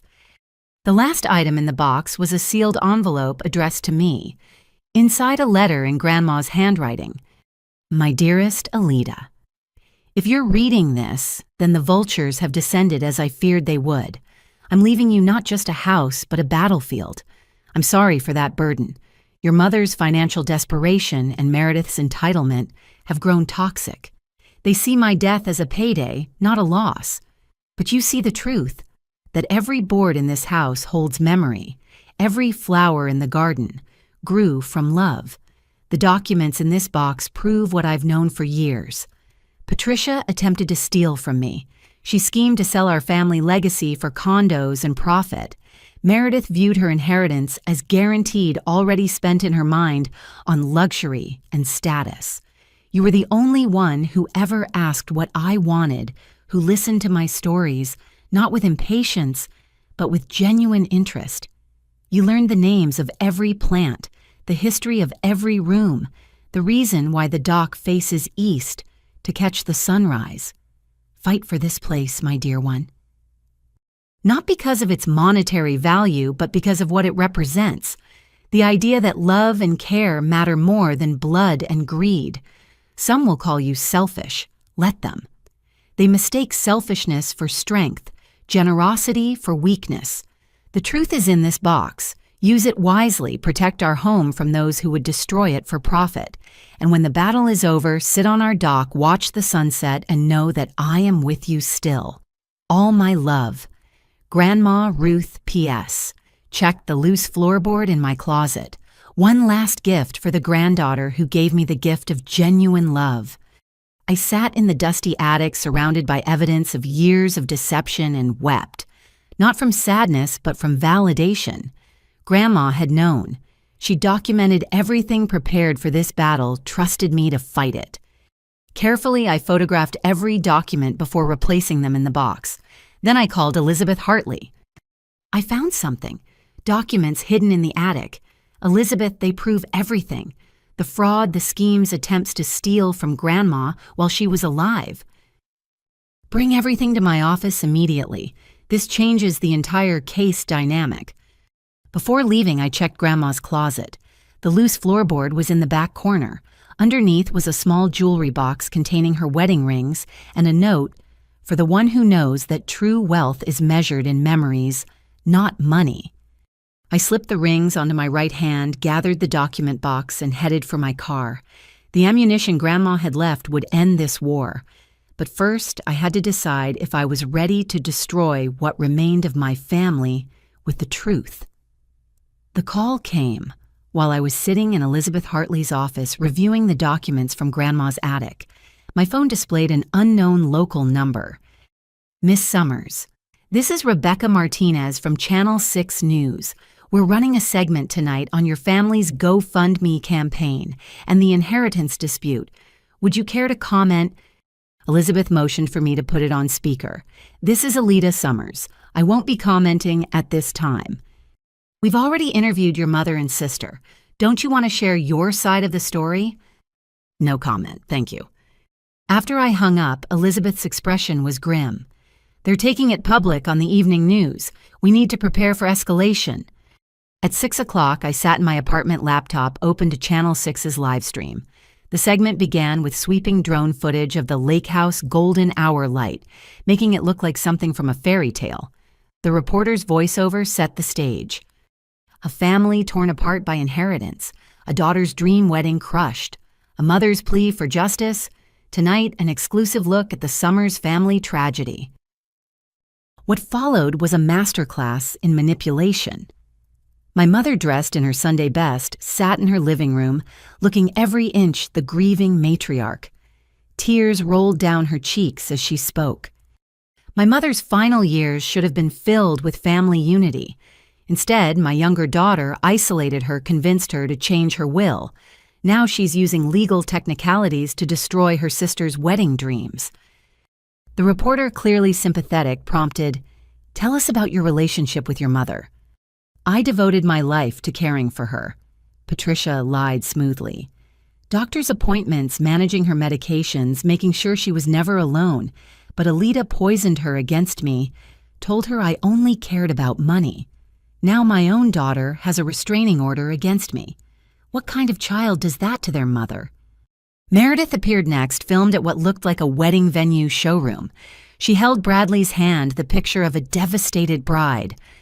"We just wanted to honor our grandmother's memory by celebrating our love at the family homestead. Generations of Summers women have been married there. But my sister values property over people." "The GoFundMe has raised significant funds," the reporter noted. "What will happen to that money?" "Every penny will go toward finding an alternate venue and covering the legal costs of fighting for our family's rights," Meredith said, managing to look noble despite lying through her teeth. "We're overwhelmed by the support. It shows that people understand the importance of family traditions." The segment included interviews with distant relatives, all painting me as the villain. Cousin Janet called me cold and calculating. Uncle Robert suggested I had unduly influenced Grandma Ruth. Not one person mentioned the attempted theft, the forged documents, or the property damage. Then came the twist that made my blood run cold. "We've obtained exclusive correspondence that sheds new light on this family drama," the reporter announced. On screen appeared the manipulated photo from the anonymous email, the one showing me with Grandma, that had been darkened to look sinister. Sources close to the family suggest Alida Summers systematically isolated her grandmother from other family members. We've also learned that substantial sums of money moved from Ruth Summers' accounts in her final years, all while under Alida's influence. They were taking Grandma's loans to my mother and spinning them as theft by me. The audacity was breathtaking. The segment ended with my mother making a direct plea to the camera. "Alida, if you're watching, it's not too late. Open your heart. Let your sister have her wedding. Let our family heal. That's all we want. Healing and togetherness." My phone immediately exploded with notifications, text messages, social media tags, emails from acquaintances who'd seen the broadcast. The court of public opinion had rendered its verdict. But one call stood out. Marina Chen, an investigative journalist from the State Tribune known for exposing corruption and fraud. "Miss Summers, I've been following your story and something doesn't add up. That GoFundMe has raised over $40,000, but the financial disclosures don't match your mother's claims. Would you be willing to talk off the record initially?" Elizabeth had warned me about speaking to media, but something in Marina's tone suggested she'd already started digging. "What kind of discrepancies?" "Your mother claimed on TV she spent years caring for your grandmother, managing medical appointments and medications. But public records show your grandmother's primary caregiver for medical power of attorney was you, not her. She also claimed financial hardship, but property records indicate she owns rental properties worth considerable money." My pulse quickened. "You've been investigating—" "I always investigate before running inheritance dispute stories. Too many scammers use family drama to fundraise. Can we meet?" I looked at Elizabeth, who nodded slowly. "My attorney will need to be present." "Of course. How about tomorrow morning?" That night I couldn't concentrate on anything. The news segment played on repeat online, gathering views and comments. The narrative was solidifying. I was the greedy daughter who'd stolen an inheritance and destroyed her sister's dreams. Around 10 o'clock, Marcus Webb called. "Alida, I've been monitoring online activity around your case. There's something you should know. The GoFundMe isn't the only fundraising happening. Your mother has started a separate legal fund through her church, claiming religious persecution because you won't let them hold a sacred ceremony at the family property." Religious persecution. A wedding isn't a religious requirement. She's being creative with the truth. Also, I traced some of the anonymous social media accounts spreading that manipulated photo. They link back to IP addresses associated with your mother's rental properties. She's running a coordinated campaign. The next morning, Marina Chen arrived at Elizabeth's office with a stack of research that would have impressed the FBI. financial records, property deeds, medical documents, interview transcripts. She'd done her homework. Here's what I've found. She began spreading papers across the conference table. Patricia Summers owns 3 rental properties, valued at over $800,000 combined. She's collected approximately $60,000 in rent this year alone, yet the GoFundMe claims financial hardship. She pulled out another document. Meredith Summers works in marketing at a firm that specializes in social media manipulation and viral campaigns. Her colleagues have been actively sharing and promoting the GoFundMe using company resources. That explains the sophisticated media strategy, Elizabeth murmured. Marina continued. But here's the smoking gun. I found records of your grandmother attempting to file charges against your mother for financial elder abuse 2 years ago. The case was dropped when your grandmother decided not to pursue it, but the initial report is damning. She showed us the police report. Grandma had reported unauthorized withdrawals, forged checks, and attempts to access her investment accounts. The investigating officer had noted clear evidence of financial exploitation, but couldn't proceed without the victim's cooperation. Why didn't Grandma follow through? I asked, though I suspected the answer. According to the officer's notes, she was afraid of destroying her family. She hoped her daughter would stop on her own. Marina's expression was sympathetic. Elder abuse victims often protect their abusers, especially when they're family. What are you planning to do with this information? Elizabeth asked. Marina leaned back in her chair. I want to run a full investigation. Not just a puff piece on family drama, but real journalism exposing the financial exploitation, the fraud, the manipulation of public sympathy for profit. But I need more than documents. I need someone willing to go on record with the truth. I thought about Grandma's letter, her plea to protect the lake house from those who would destroy it for profit. The truth she'd preserved in that attic box deserved to see daylight. I'll do it, I said quietly. I'll go on record with everything. Elizabeth touched my arm. Alita, once this goes public, there's no going back. Your relationship with your family will be irreparably damaged. They already destroyed our family when they chose greed over truth. It's time people knew what really happened. Marina nodded solemnly. I'll need to verify everything independently. This will take a few weeks to put together properly. In the meantime, they'll likely escalate when they realize I'm investigating. She was right. Within days of Marina beginning her interviews with banks vendors and family friends, my mother launched a new offensive. Another TV appearance this time suggesting I had mental health issues that explained my paranoid behavior. Meredith started a blog documenting her wedding planning heartbreak, each post more dramatic than the last. But the truth was coming. Marina's investigation would expose their lies, vindicate Grandma's decision, and maybe, just maybe, end this nightmare. The media war they'd started was about to turn against them, armed with the most dangerous weapon of all facts. June 20th arrived with the kind of perfect weather that felt like mockery. Clear blue skies, gentle breeze off the lake temperature, hovering at a comfortable 75 degrees. The ideal day for a lakeside wedding, except for the minor detail that no wedding was authorized to take place on my property. I'd spent the night at the lake house partly to ensure no pre-dawn setup attempts and partly because I couldn't shake the feeling that Meredith would try something desperate. The restraining order had been in effect for 6 weeks. Marina Chen's investigation was nearly complete with publication scheduled for the following week. Desperation makes people dangerous. At 7 in the morning, my security system began pinging alerts, vehicle after vehicle turning onto the private drive. Through the cameras, I watched in disbelief as a procession of cars arrived. Not construction vehicles this time, but a full wedding party. I called the police immediately. This is Alita Summers at Willow Point. Multiple violations of an active restraining order. Please send units immediately. Then I called Marcus Webb, who answered despite the early hour. They're actually attempting the wedding. Looks like it. I count at least 15 cars already. They're unloading flowers, chairs, and arch. Document everything. I'm on my way. Don't engage directly. Let law enforcement handle it. Through my bedroom window, I watched the surreal scene unfold. Meredith emerged from a white Rolls-Royce in full wedding regalia. Her dress was a princess-style confection of lace and tulle that probably cost more than the average car. 6 bridesmaids in lavender followed their movements, practiced and coordinated.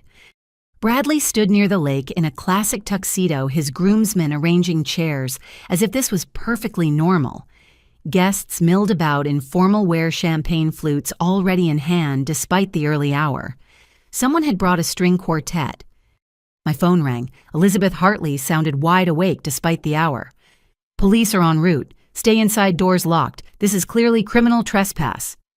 They're acting like the restraining order doesn't exist. They're betting you won't have your own sister arrested on her wedding day. Don't let emotion override law. She's made her choice. Through the security feed, I saw my mother directing photographers, pointing out angles that would best capture the lake house in the background. The manipulation was breathtaking. Create the wedding photos, first establish the narrative, deal with consequences later. Meredith approached my front door, bouquet in hand. She knocked, then spoke loudly enough for her audience to hear. "Alida, it's your sister. It's my wedding day. Whatever has happened between us, we're family. Please don't ruin the most important day of my life. Open the door. Be my maid of honor like we always planned as little girls." The performance was Oscar-worthy. Several guests wiped away tears. The photographer captured every moment. I remained silent, knowing any response would be twisted. "I forgive you," Meredith continued, her voice carrying across the lawn. "For the restraining order, for the lawyers, for everything. Today is about love conquering all. Please, Alida, let love win." A bridesmaid I recognized as Meredith's college roommate, Sarah, approached with a phone live streaming. "Alida Summers is hiding inside while her sister begs for family unity. How heartless can someone be?" The narrative was being crafted in real time. I was the cruel sister who wouldn't even open the door on the wedding day. The restraining order, the fraud, the property damage, all erased by the image of a bride in tears on what should be her happiest day. Police sirens in the distance changed the atmosphere immediately. Guests looked around nervously. Bradley's expression shifted from confident to concerned, but Meredith doubled down, raising her voice. "Call off the police, Alida. Don't arrest your own sister at her wedding. I'm not hurting anyone. I just want to marry the man I love at the place our grandmother cherished." 4 patrol cars pulled up, officers emerging with practiced efficiency. Sergeant Davidson, who'd responded to the construction incident, surveyed the scene with weary recognition. "Folks, this is private property with active restraining orders. Everyone needs to leave immediately." Meredith turned to face the officers, her performance shifting to tragic heroine. "Officer, this is my grandmother's house, my family's heritage. My sister is destroying our family over a piece of paper." "Ma'am, that piece of paper is a legal restraining order. You're in violation by being here, as is Mrs. Patricia Summers if she's present." My mother emerged from the crowd dressed in mother-of-the-bride elegance. "This is a family matter, officer. Surely you have real crimes to investigate." "Violating a restraining order is a real crime, ma'am, as is criminal trespass. Everyone has 5 minutes to clear the property or face arrest." The live streaming continued as chaos erupted. Bridesmaids shrieked about ruined makeup. Groomsmen argued with officers about constitutional rights. The string quartet packed up their instruments with obvious displeasure. But Meredith wasn't done. She collapsed dramatically onto the lawn wedding dress, spreading around her like spilled milk. "This is my wedding day, my special day. How can the law support such cruelty?" Sarah, still streaming, provided commentary. "Watching police destroy a wedding in real time. The bride is devastated. Her sister called the cops on her own family." Through my security system, I watched Marcus Webb arrive, immediately beginning his own documentation. He captured something the wedding party's cameras carefully avoided: the no trespassing signs, the restraining order notice posted at the property entrance, the clear violations being committed. Then came the moment that changed everything. Bradley, perhaps rattled by the police presence or tired of the performance, made a crucial mistake. Not realizing Marcus was within earshot and recording, he turned to his best man. "This is such a mess. I told Meredith we should have just accepted the venue cancellation, but she and her mother were convinced we could force a sale if we pushed hard enough. My firm's real estate division already has development plans drawn up for this place." His groomsman responded, "Still might work. The optics are terrible for the sister. Public pressure could force her to sell just to end the nightmare." "That's the plan. My senior partners are very interested in this property. Waterfront like this, we could build 50 luxury condos easy. Meredith promised she could deliver once they're married, and she has stronger family standing to contest the will." Marcus captured every word. The truth behind the fairy tale wedding, a calculated attempt to force a property sale for development.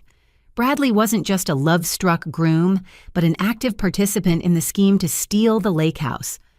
The police began issuing citations. Meredith had to be helped to her feet, her performance of devastation continuing, even as she was handed legal documents.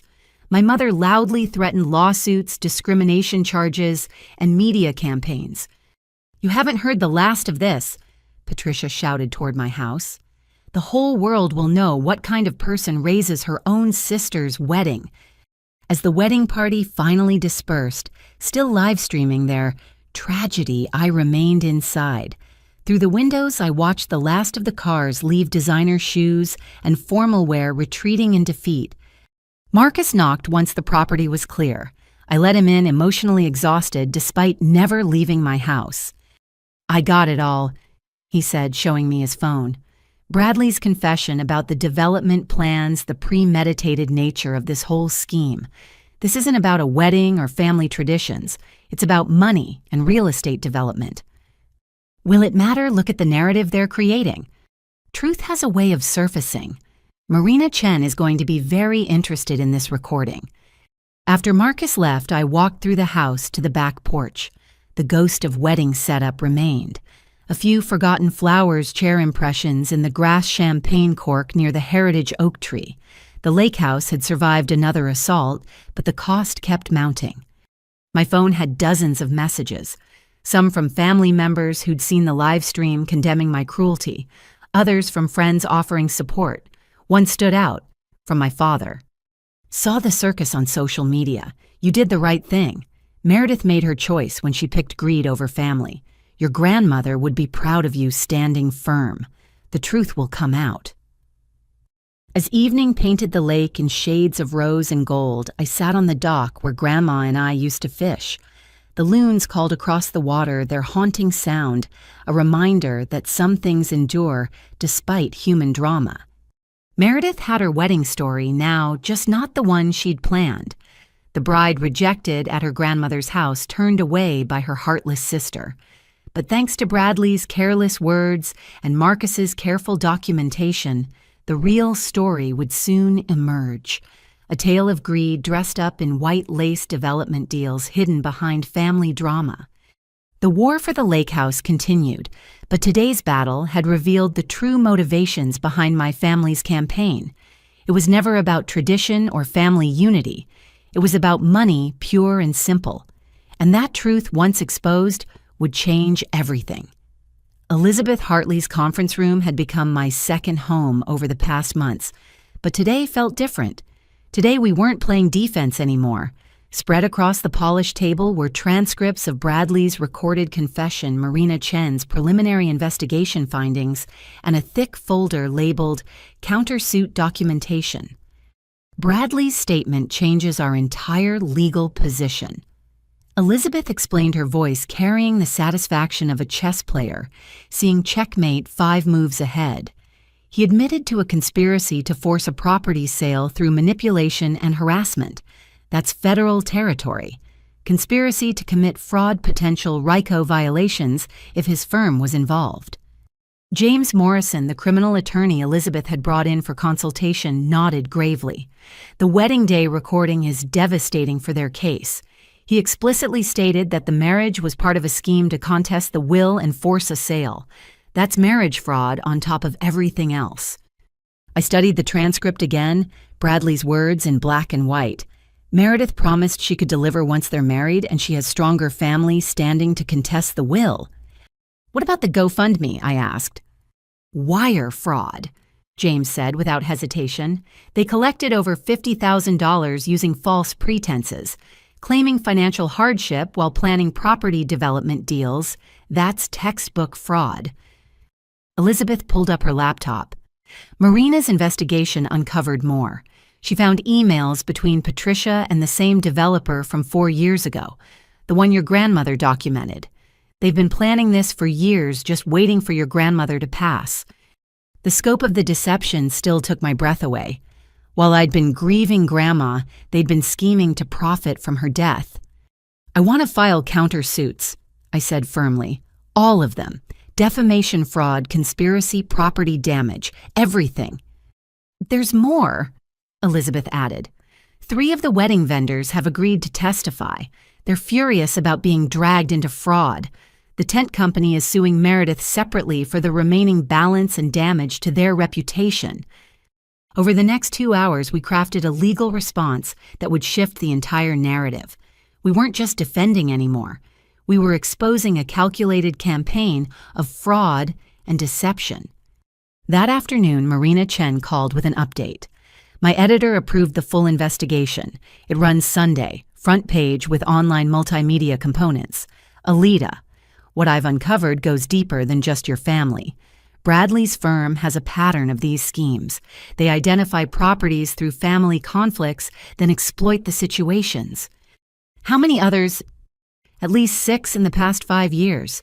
Elderly property owners, family disputes, and suddenly development deals appear. Your case is the first where someone fought back effectively. The implications made me nauseous. My family hadn't just betrayed me. They'd partnered with corporate predators who specialized in destroying families for profit. Thursday brought the formal filing of our countersuits. Elizabeth hand-delivered copies to the courthouse, ensuring everything was properly documented. By evening, legal notices would be served to Meredith, my mother, and Bradley. But Patricia struck first with her own escalation. A new social media campaign launched that afternoon, this time with professional production values. A website called Justice for Meredith appeared complete with the wedding day footage edited to maximum emotional impact. The tagline, "When Law Enables Cruelty." The site included a donation page, merchandise t-shirts reading "Family over Property," and a petition demanding judicial review of the restraining order. Within hours, it had thousands of signatures from people who knew nothing about the situation beyond the carefully crafted narrative. My phone rang. Jessica sounded panicked. "Alita, they're organizing a protest this Saturday at the courthouse. They're calling it March for Family Rights. A protest over a property dispute. Meredith's marketing firm is behind it. They're bussing in people providing signs, the works. They're trying to turn you into a symbol of everything wrong with inheritance law." Elizabeth, listening on speaker, shook her head. "They're desperate. This is what cornered criminals do. Create spectacle to distract from facts." But the spectacle was effective. Local news picked up the story.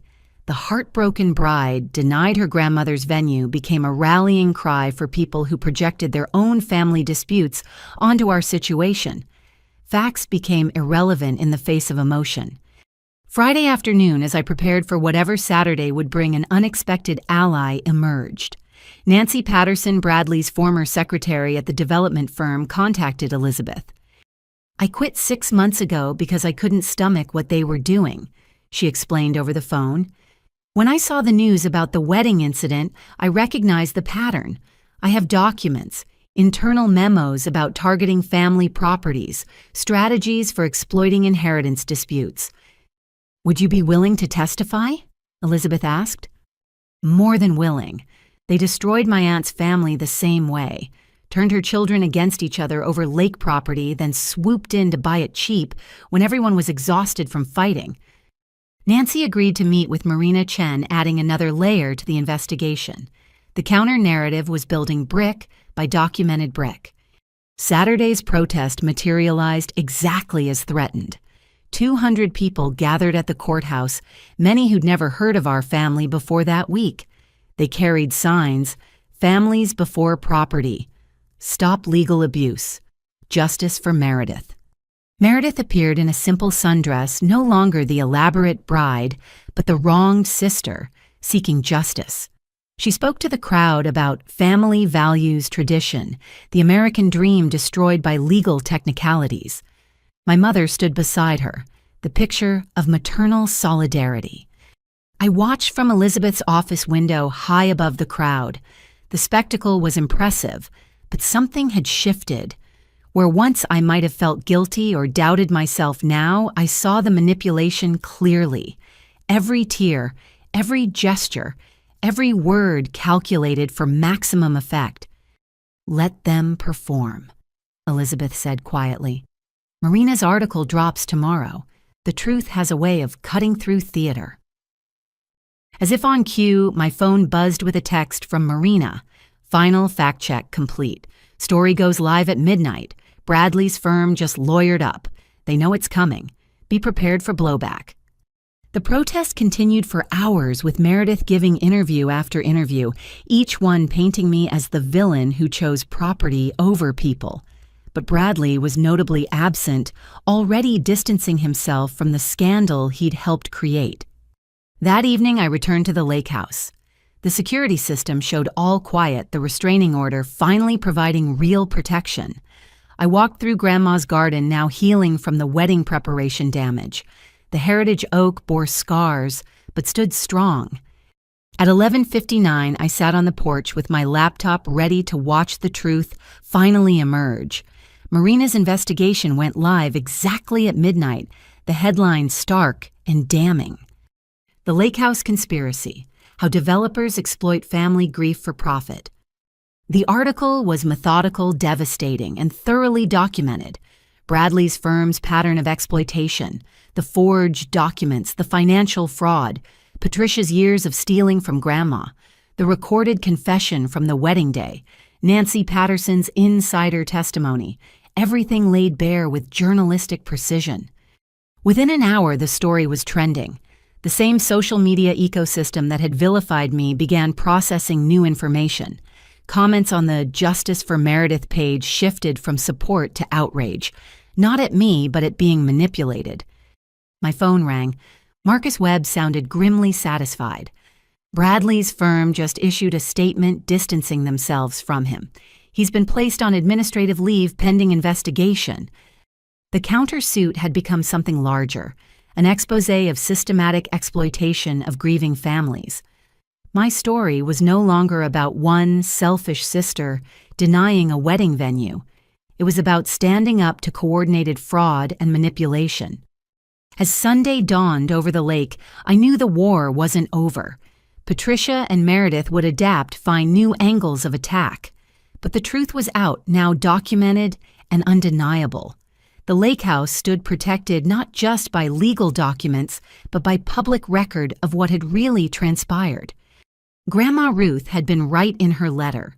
The truth does surface eventually, and sometimes that's all the victory you need. The fallout from Marina Chen's investigation was swift and devastating. By Monday morning, the Justice for Meredith website had vanished. The GoFundMe page displayed a notification. This fundraiser is under review for potential violations of terms of service. Bradley's development firm issued terse, no-comment responses to media inquiries, while their stock price tumbled 12%. I was reviewing damage assessments at the lake house when my phone rang. The caller ID showed Aunt Caroline from Texas. "Alita, I owe you an apology." Her voice lacked its usual commanding tone. I had no idea about the development scheme. The article, those documents. Patricia lied to all of us. Yes, she did. A long pause. I donated $5,000 to that GoFundMe. I feel like such a fool. Over the following days, similar calls trickled in. Uncle Robert, his banker's dignity shattered, admitted he'd been completely taken in. Cousin Janet sent a long email expressing horror at being manipulated. The family coalition against me was crumbling as relatives realized they'd been pawns in a larger scheme.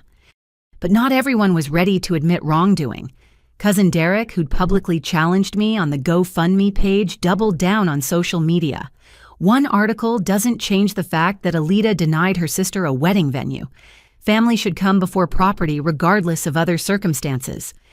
The divided reactions created a new dynamic, those demanding accountability versus those still clinging to the family unity narrative.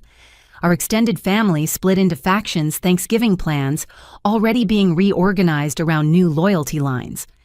Wednesday brought unexpected visitors. 3 of the wedding vendors, the florist, the tent company owner, and the caterer, arrived together at Elizabeth's office. "We want to make this right." The florist, Margaret Chen, no relation to Marina, began. "We were lied to, and we inadvertently participated in fraud. We'd like to offer testimony for your countersuit." The tent company owner, Thomas Rivera, looked particularly aggrieved. "Meredith still owes me $8,000. She promised payment after the wedding, claimed the GoFundMe would cover it. Now I learn the whole thing was a scam." "I've been in business 30 years, added the caterer, Angela Morrison. "My reputation matters. Being associated with this conspiracy could ruin me. I need the public to know I was deceived, too." Their testimony would prove valuable, but it was their next revelation that stunned me. "There's something else," Margaret said hesitantly. "Meredith approached us about a month ago with a strange request. She wanted us to inflate our invoices by 30%, said it was for insurance purposes. We all declined." "She was planning to pocket the difference," Thomas added. "Claim higher costs to the GoFundMe donors than actual expenses. That's why she went with different vendors, ones who'd play along." Elizabeth documented everything, adding more evidence to our growing case file. The wedding that never was kept, revealing new layers of deception. Thursday's mail brought a certified letter that made my hands shake. The return address was Meredith's apartment. Inside, a single page in her handwriting. "Alita. By the time you read this, I'll be gone. Bradley left me. His firm is threatening to sue me for damage to their reputation. Mom is being investigated for wire fraud. The GoFundMe is frozen. Everything we built has collapsed. I'm moving to California to stay with a college friend and start over. Maybe distance will give me perspective on how we got here. Part of me wants to blame you for not just giving me the venue, but I know that's not fair. We chose this path. I'm not apologizing. I can't yet. Maybe someday. But I need you to know that it wasn't supposed to go this far. It started as simple wedding planning. Then Mom got involved. Then Bradley's firm saw an opportunity. Before I knew it, I was trapped in something bigger than family drama. Take care of the lake house. Despite everything, I know you'll preserve it like Grandma wanted. Meredith. No return address, no way to respond. Just an acknowledgement that she'd lost everything in pursuit of something that was never hers. My father called that evening. I'm filing for divorce, he said without preamble. I've already moved into an apartment. 40 years of marriage. But I can't stay with someone capable of what Patricia did. Dad, I'm sorry. Don't apologize. I should have acted years ago when I first suspected she was taking money from your grandmother.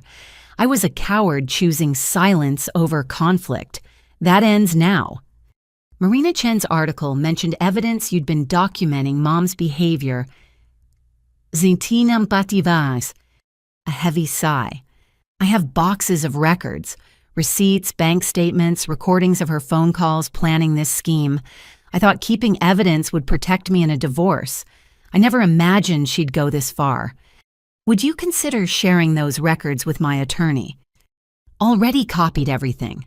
Elizabeth will have them tomorrow. It's time Patricia faced real consequences. The investigation into the GoFundMe had expanded beyond family drama. The state attorney general's office had opened a formal fraud investigation. $50,000 raised through false pretenses was serious money. Contributors were demanding refunds, threatening their own lawsuits. Friday afternoon, Marina Chen called with an update. The response to the article has been overwhelming. I've heard from 12 other families with similar stories about Bradley's firm. The FBI is now investigating them for interstate fraud. The FBI. Turns out they've been running this scheme across state lines. Using family conflicts to acquire properties for development is their business model. Your case just happened to be the one where someone fought back effectively. The scope kept expanding. What started as a family dispute over a wedding venue had exposed a corporate conspiracy affecting dozens of families. That evening, I sat in the lake house kitchen when movement outside caught my eye. Through the window, I saw my mother at the edge of the property standing at the restraining order boundary. She looked older, smaller, her usual perfect appearance replaced by disheveled desperation. She was speaking, though I couldn't hear the words, gesturing toward the house, occasionally wiping her eyes. The performance continued for 20 minutes before she finally left. I found her message on my voicemail later. "Elida, I'm your mother. Whatever has happened, whatever mistakes were made, you don't abandon family. The investigators are harassing me. My friends won't return my calls. Your father left me. Meredith fled to California. I have no one. Please just talk to me. Let me explain. Family forgives. Family protects each other. Call me back, please." The manipulation was still there, wrapped in desperation now instead of confidence. Family forgives, family protects, but she'd never protected Grandma from her schemes. She'd never protected me from her lies. I didn't call back. Saturday brought news that the protest organizers were distancing themselves from March for Family Rights. The revelation that they'd been used by a development firm for corporate purposes had embarrassed the legitimate activists who'd been drawn in. As evening fell, I walked through the restored gardens. The heritage oak's scars were healing. The shoreline damage had been professionally repaired. The lake house stood solid and protected, finally free from immediate threat. My phone buzzed with a group text from cousins who'd initially sided against me. "Family reunion planning for next summer. Would you be willing to host at the lake house? We understand if you need time, but we'd like to reconnect away from all the drama. Just family who actually care about family." I stared at the message, processing the shift. The family I'd thought lost was reforming minus the toxic elements. Those who'd been deceived were seeking reconciliation. Those who'd knowingly participated were facing consequences. "Maybe," I typed back. "Let's see where we all are in a few months." The reckoning wasn't complete. Legal proceedings would continue for months, maybe years. The FBI investigation into Bradley's firm would uncover more victims. The fraud charges against my mother would wind through the system. But for the first time since Grandma's death, I felt the possibility of peace. Not with the family I'd lost, but with the family that might emerge from the wreckage. Smaller, wiser, and built on truth rather than manipulation. The lake house had survived its trial by fire. So had I. And sometimes that's enough foundation to build something new. The courtroom was smaller than I'd imagined. 6 months of legal battles had led to this moment. The final hearing on all matters related to the lake house, the fraud, and the restraining orders. Judge Catherine Walsh presided, her reputation for no-nonsense decisions preceding her. I sat with Elizabeth Hartley at the plaintiff's table, our evidence organized in bankers' boxes beside us. Across the aisle, my mother sat with her court-appointed attorney. The fraud charges had drained her finances, forcing her to sell 2 of her rental properties to pay legal fees. Meredith's empty chair spoke volumes. She'd refused to return from California to face charges. This court has reviewed extensive documentation in this matter. Judge Walsh began, her voice carrying absolute authority, including evidence of fraud, elder abuse, property damage, and conspiracy to defraud through false fundraising. She turned first to my mother. "Mrs. Patricia Summers, the evidence against you is overwhelming. Bank records show systematic theft from your mother, Ruth Summers, totaling $237,000 over 15 years. The attempted forgery of property management documents, the creation of fraudulent GoFundMe campaigns that collected $53,000 under false pretenses." Patricia's lawyer tried one last defense. Your Honor, my client was acting from a place of family concern. Counsel, I've read the emails where your client discussed selling her mother's property to developers while Mrs. Ruth Summers was still alive. That's not family concern. That's conspiracy to commit elder abuse. The judge continued methodically through each charge. The property damage from the wedding setup, $18,000 in restoration costs. The defamation through social media campaigns, the violation of restraining orders, each item documented, proven, undeniable. In the matter of Alita Summers versus Patricia Summers, this court finds in favor of the plaintiff on all counts. Damages are awarded in the amount of $312,000, covering property damage, legal fees, and emotional distress. My mother made a sound like air escaping a balloon. The number would bankrupt her completely. Furthermore, Judge Walsh continued, the criminal fraud charges will be prosecuted separately. This court recommends detention pending trial as Mrs. Patricia Summers has shown repeated willingness to violate court orders. 2 bailiffs approached my mother. The woman who'd orchestrated everything, who'd stolen from her own mother and turned family against me, was led away in handcuffs. She didn't look at me once. Regarding Meredith Summers, the judge addressed the empty chair. A bench warrant has been issued for failure to appear. The fraud charges stand with additional charges for conspiracy and property damage. Her assets have been frozen pending resolution. Elizabeth had told me earlier that Meredith's life in California wasn't the fresh start she'd hoped for. Unable to access her accounts, abandoned by Bradley and facing federal charges, she was reportedly working retail and living in a studio apartment. The marketing executive who'd crafted viral campaigns now couldn't even use her real name on job applications. Now, regarding the corporate defendants, Judge Walsh's tone grew even sterner. Bradley Morrison and his firm Morrison Development Partners engaged in a pattern of predatory behavior targeting grieving families. This court finds sufficient evidence to support RICO charges, which federal prosecutors are pursuing. Through Elizabeth, I'd learned that Bradley's firm had collapsed entirely. Federal investigation revealed dozens of similar schemes across multiple states. Bradley himself faced potential decades in prison for wire fraud, conspiracy, and racketeering. The golden boy with development dreams was last seen entering federal court in shackles. Miss Alita Summers. The judge addressed me directly. This court recognizes the extraordinary pressure you've endured in protecting your inheritance and honoring your grandmother's wishes. The property known as Willow Point is confirmed as solely and entirely yours, free from any claims or encumbrances. The restraining orders are made permanent. Relief flooded through me, though it came with exhaustion rather than triumph. Victory in court couldn't restore the family I'd lost or undo the months of pain. Additionally, Judge Walsh continued, this court orders full restitution of the GoFundMe proceeds to donors, to be managed by a court-appointed administrator. Those who donated believing they were supporting a legitimate cause will have their money returned. After final procedural matters, court was adjourned. I stood on shaky legs as people filed out. My father waited in the gallery, having attended every hearing, despite the pain of watching his soon-to-be ex-wife face justice. You did the right thing, he said quietly, embracing me. Your grandmother would be proud. Outside the courthouse, Marina Chen waited with a small camera crew.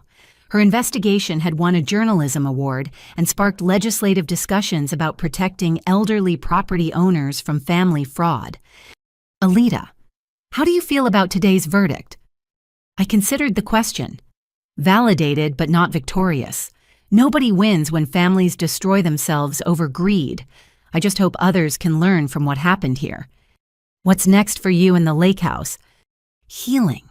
The property and I both need time to recover, but Grandma trusted me to preserve her legacy, and that's what I'll do. Elizabeth emerged from the courthouse looking satisfied. Patricia's lawyer is already discussing plea deals for the criminal charges. She's looking at minimum 5 years, possibly 10 with the elder abuse charges. Meredith will likely get 3 to 5 when they catch up with her. What about the relatives who donated to the GoFundMe? Those who were genuinely deceived will get refunds. Those who knew the truth and participated anyway might face their own investigations. The forensic accountants are thorough. We walked to our cars through the autumn afternoon. The same courthouse where they'd staged protests now stood as the site of justice served. The signs demanding justice for Meredith had been replaced by the quiet dignity of legal resolution. That evening, I returned to the lake house for the first time in weeks, without dread. The security system was quiet, the restraining orders permanent, the property legally protected from any future claims. I walked through each room seeing it fresh. This wasn't just an inheritance anymore. It was a battlefield where truth had won. The scars remained. Gardens showed signs of repair. The heritage oak bore marks from illegal drilling. But everything was healing. On Grandma's desk, I found the last letter she'd written me still in its envelope. I'd been saving it, afraid to read her final words during the chaos. Now seemed right. My dearest Alida, if you're reading this, I'm gone, and the vultures have likely descended. But you're stronger than you know. The lake house isn't just property. It's proof that love, patience, and truth matter more than greed and manipulation. Your mother and sister chose their path long ago. Don't blame yourself for their choices. Don't doubt yourself when they attack. Stand firm in the knowledge that you're honoring not just my wishes, but the values that truly matter. The sunrise over the lake will heal your heart. The gardens will bloom again. And someday you'll fill this house with people who understand that homes are built on love, not legal documents. Until we meet again, remember, you were chosen not because you're perfect, but because you understand what's worth fighting for. All my love, Grandma Ruth. Tears came then, not of sadness, but of release. The legal victory was just paper and pronouncements. The real victory was keeping faith with someone who'd trusted me with everything she held dear. As night fell over the lake, I lit a fire in the fieldstone fireplace Grandpa had built. The house felt different now, not just protected, but free. Free from schemes and lies. Free from false family loyalty used as manipulation. Free to be what Grandma intended. A sanctuary for those who understood its true value. My phone buzzed with messages, cousins expressing relief at the verdict, friends offering congratulations, even some of the wedding vendors grateful their reputations had been cleared. The family I'd thought lost was slowly replaced by people who valued truth over comfortable lies. Tomorrow would bring new challenges, managing restitution, overseeing property repairs, deciding whether to host that reunion for relatives who'd learned hard lessons about trust. But tonight I sat in Grandma's favorite chair watching flames dance in the fireplace and felt something I hadn't experienced in months. Peace. The lake house was safe. The truth had prevailed. And sometimes that's the only victory that matters. The first frost of October painted the lake house grounds in crystal silver. I stood on the back porch, coffee mug warming my hands, watching the sunrise transform the lake into molten gold. 3 months had passed since the court victory. The legal battles were over, but the real work of healing had just begun. David Chen's restoration team had performed miracles. The heritage oak, which experts feared might die from the drill damage, showed new growth thanks to innovative treatment. The gardens ravaged by construction equipment bloomed with fall asters and chrysanthemums. Where concrete had scarred the shoreline, native grasses now waved in the breeze. "Looking good," David said, joining me on the porch for our final walkthrough. "Your grandmother built these gardens to last. They just needed some help remembering their strength." "Like all of us," I murmured. My phone buzzed. A text from my father. "Divorce finalized this morning, starting fresh at 67, dinner Thursday." We'd grown closer through the ordeal, finding the relationship we'd never quite managed. While he was married to my mother, he'd moved into a small condo downtown, decorated it with photos from before the family imploded, and started attending a support group for family members of convicted fraud perpetrators. "Your dad's doing well." Dr. Sarah Chen, my therapist, had noted during yesterday's session. How are you processing your mother's sentencing? Patricia had received 8 years in federal prison for elder abuse and wire fraud. The woman who'd orchestrated such elaborate schemes now spent her days in a gray jumpsuit working the prison library cart. She'd written me several letters, each one a masterclass in manipulation disguised as apology. I'd stopped reading them after the third one. Meredith remained in California arrested 6 weeks after the trial. Unable to maintain her facade without resources, she'd been caught shoplifting designer clothes, the same brands she'd once flaunted. Her public defender negotiated a plea deal 4 years for fraud and conspiracy with possible early release for good behavior. The influencer who'd live-streamed my cruelty now lived in a cell without internet access. But healing meant more than just witnessing justice. It meant rebuilding a life in the spaces their destruction had created. I want to host Thanksgiving, I told Dad last week. His surprise was evident. At the lake house, are you sure you're ready? I need to create new memories there, good ones. The guest list was carefully curated.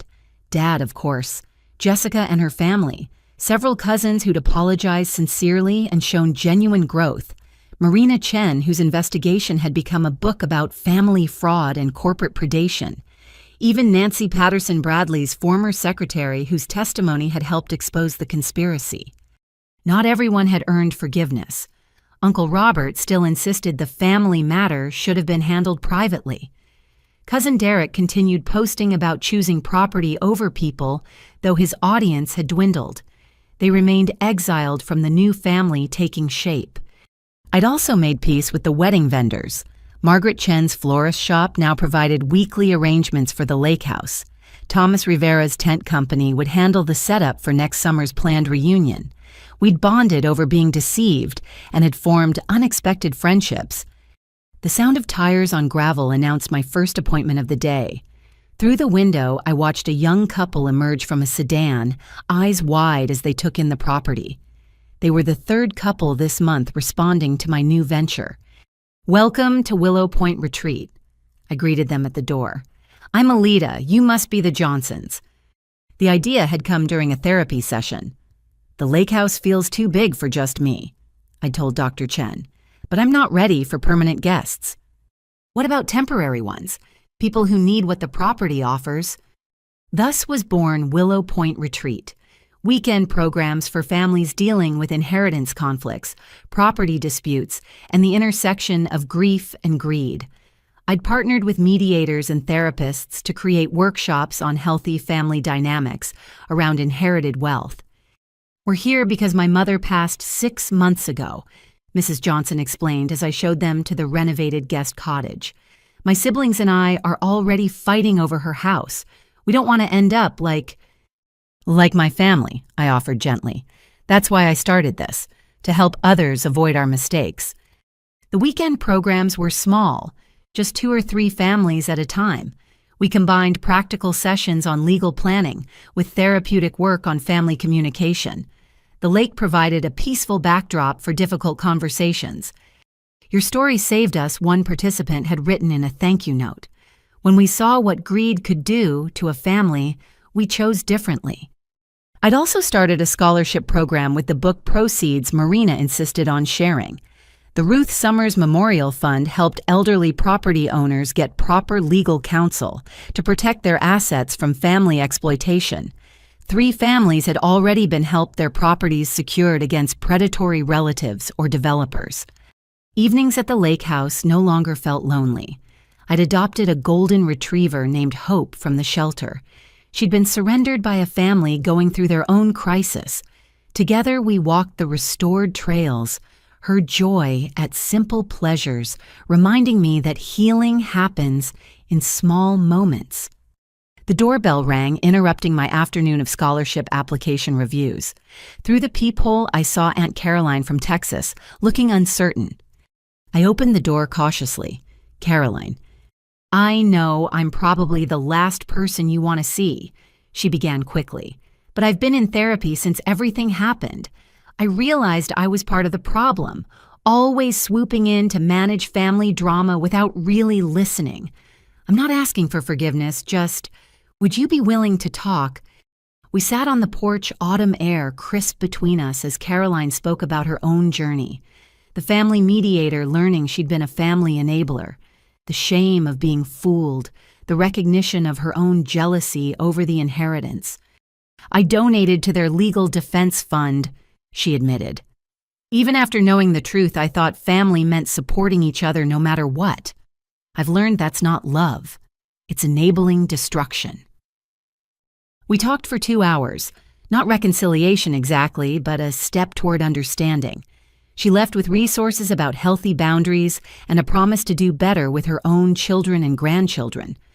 That evening, I sat at Grandma's desk to write in the journal Dr. Chen had suggested I keep. The entries had evolved from raw pain to processing to something resembling hope. The irony, I wrote, is that Meredith and Mom's actions created exactly what they claimed to want.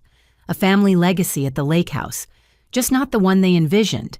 Instead of a stolen wedding venue or demolished development, it's become a place of healing. Grandma would appreciate that plot twist. My phone lit up with a video message from Dad.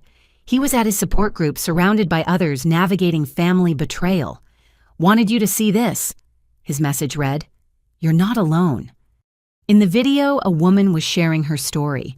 Parents who'd mortgaged her childhood home without telling her, then expected her to pay their debts.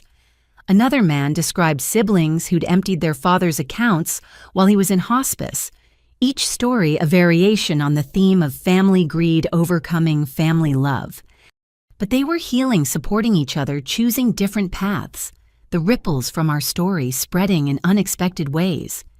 As night settled over the lake, I built a fire in the fireplace and opened a letter that had arrived that morning. The return address was a federal correctional facility, not my mother's, but Meredith's. This one I read, "Alita, I won't insult you with apologies or explanations. We both know what I did and why. But I wanted you to know that I've started teaching literacy classes here. Ironic. The woman who crafted viral lies helping others learn to read truth. Prison is what I deserve, but it's also what I needed. No audience, no performance. Just time to figure out who I am without the schemes and manipulation. I dream about the lake house sometimes. Not owning it or selling it, just sitting on the dock like we did as kids before everything got twisted. I'm glad you kept it safe. Maybe someday I'll be someone who deserves to visit again. Meredith." I folded the letter carefully.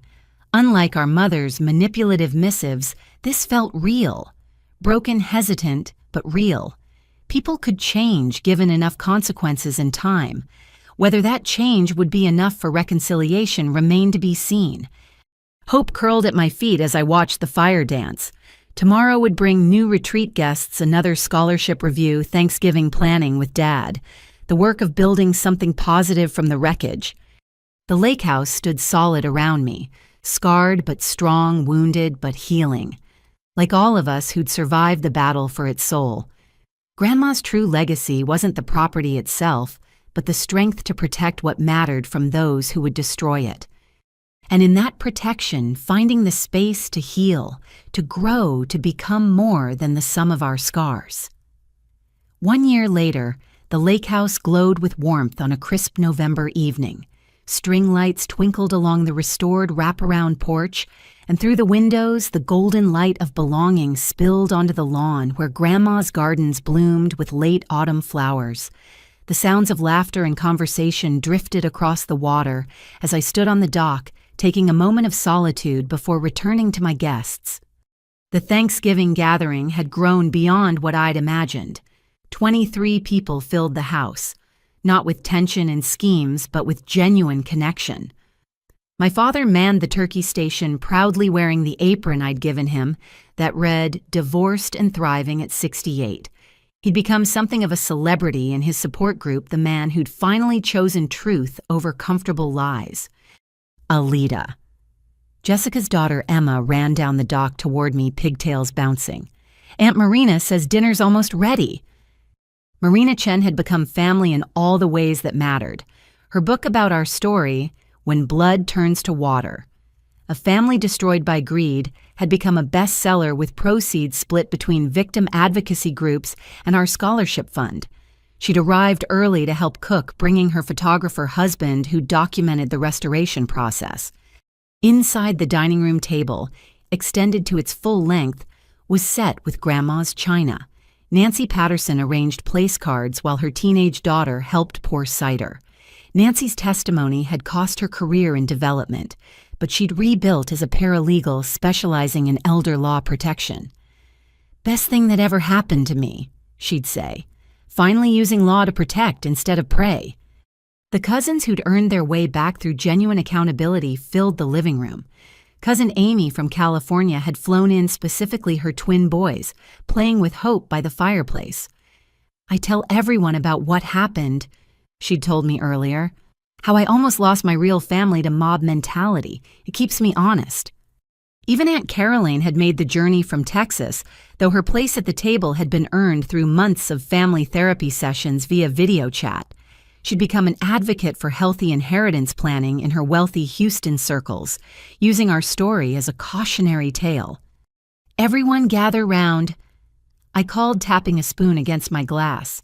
The room quieted, faces turning toward me with warmth instead of calculation. A year ago, this house witnessed attempted destruction.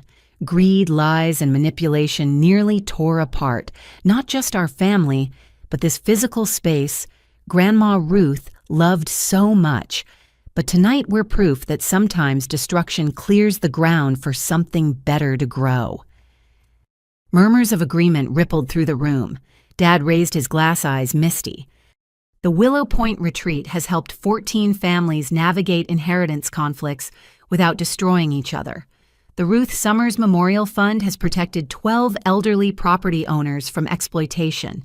This table holds people who chose truth over comfortable lies, accountability over enablement, and real love over the performance of family loyalty. To Grandma Ruth, Marina offered, who knew that leaving the right inheritance to the right person could reveal everyone's true character. To Grandma Ruth, we echoed glasses raised. As dinner progressed, I found myself watching the easy flow of conversation. No hidden agendas, no manipulative subtext, just people who'd learned hard lessons about what really mattered, gathered in gratitude. My phone buzzed with a text I'd been half expecting. "Meredith. Happy Thanksgiving, Alita.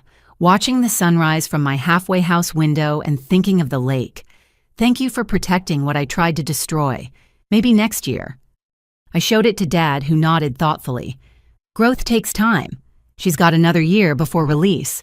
We'll see who she becomes." Patricia remained in federal prison unrepentant, based on her continued letters claiming victimhood. But Meredith's journey toward accountability offered a glimmer of hope for eventual reconciliation. Not forgetting, not excusing, but perhaps forgiving if genuine change took root. After dinner, as guests settled into comfortable clusters, I slipped away to Grandma's study. On the desk sat a letter I'd been crafting for weeks, addressed to future generations who might face similar battles. To those who inherit more than property, this house stands because someone valued love over money, truth over perception, and integrity over false peace. You'll face pressure to compromise these values. Family members may weaponize loyalty. Strangers may offer fortunes for what can't be bought. Remember, true family isn't about blood or obligation. It's about those who stand with you when standing costs something. Protect what matters even when protection makes you unpopular.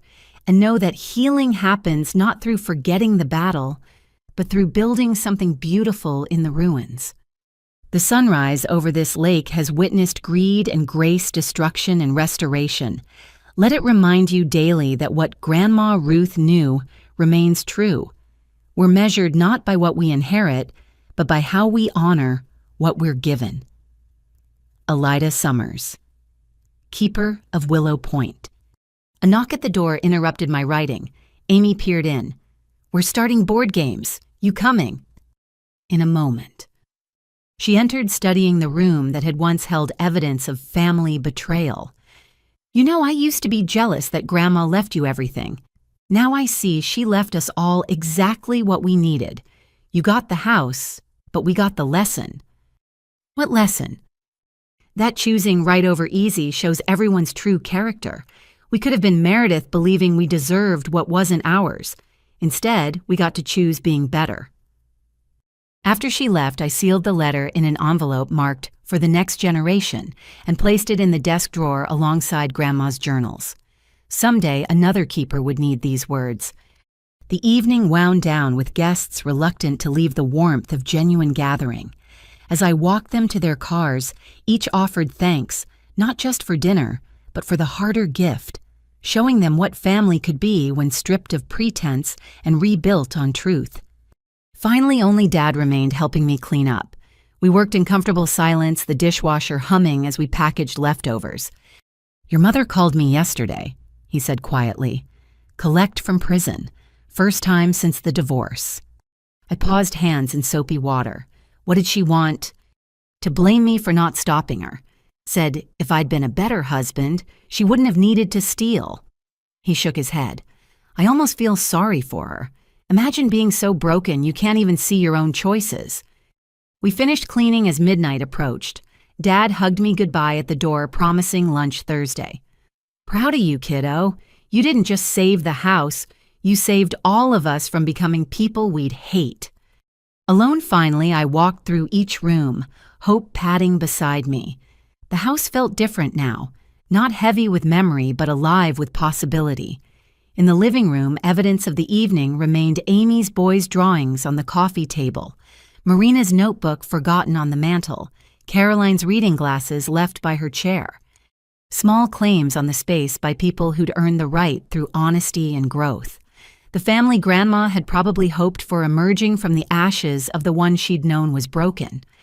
On the dock under stars reflecting in still water, I thought about everyone absent from tonight's table. Bradley serving 10 years for racketeering. His development firm dissolved in scandal. The relatives who'd chosen comfortable lies over uncomfortable truths now nursing grievances in their own bitter circles. And Meredith watching sunrise from a halfway house, learning who she was without manipulation and schemes. Her text had been the first honest communication we'd shared in years. Maybe there was hope for her yet. A loon called across the water, its haunting sound a reminder of permanence amid change. The lake house had weathered a war for its soul, emerging scarred but victorious. The gardens grew over damaged soil. The heritage oak thrived despite its wounds. And at this table where greed had tried to feast, grace now gathered. We did it, Grandma, I whispered to the night. We protected your legacy, not just the property, but what it represents. The radical idea that love, truth, and integrity matter more than money or manipulation. The water lapped gently at the dock, a sound I'd never take for granted. Tomorrow would bring new challenges, new families seeking help through the retreat program, new applications for the scholarship fund. But tonight, I stood grateful for the hardest gift. Learning that sometimes loss clears space for what was meant to be. To everyone reading this, facing their own family battles over inheritance property or principle, know this. Standing for truth may cost you the family you thought you had, but it can give you the family you deserve. The price is high. The pain is real. But on the other side, waits something worth every tear. Integrity, peace, and relationships built on bedrock instead of sand. Have you faced similar challenges with family and inheritance? What would you do if protecting what's right meant losing those you love? Share your thoughts below. And if this story resonated with you, please like, subscribe, and share it with others who might need to hear that choosing truth over comfortable lies is worth the cost. Thank you for joining me on this journey. May you find the courage to protect what matters, the strength to withstand the storm, and the wisdom to build something beautiful in the aftermath. Remember, we're not measured by what we inherit, but by how we honor what we're given. With gratitude and hope, Alita.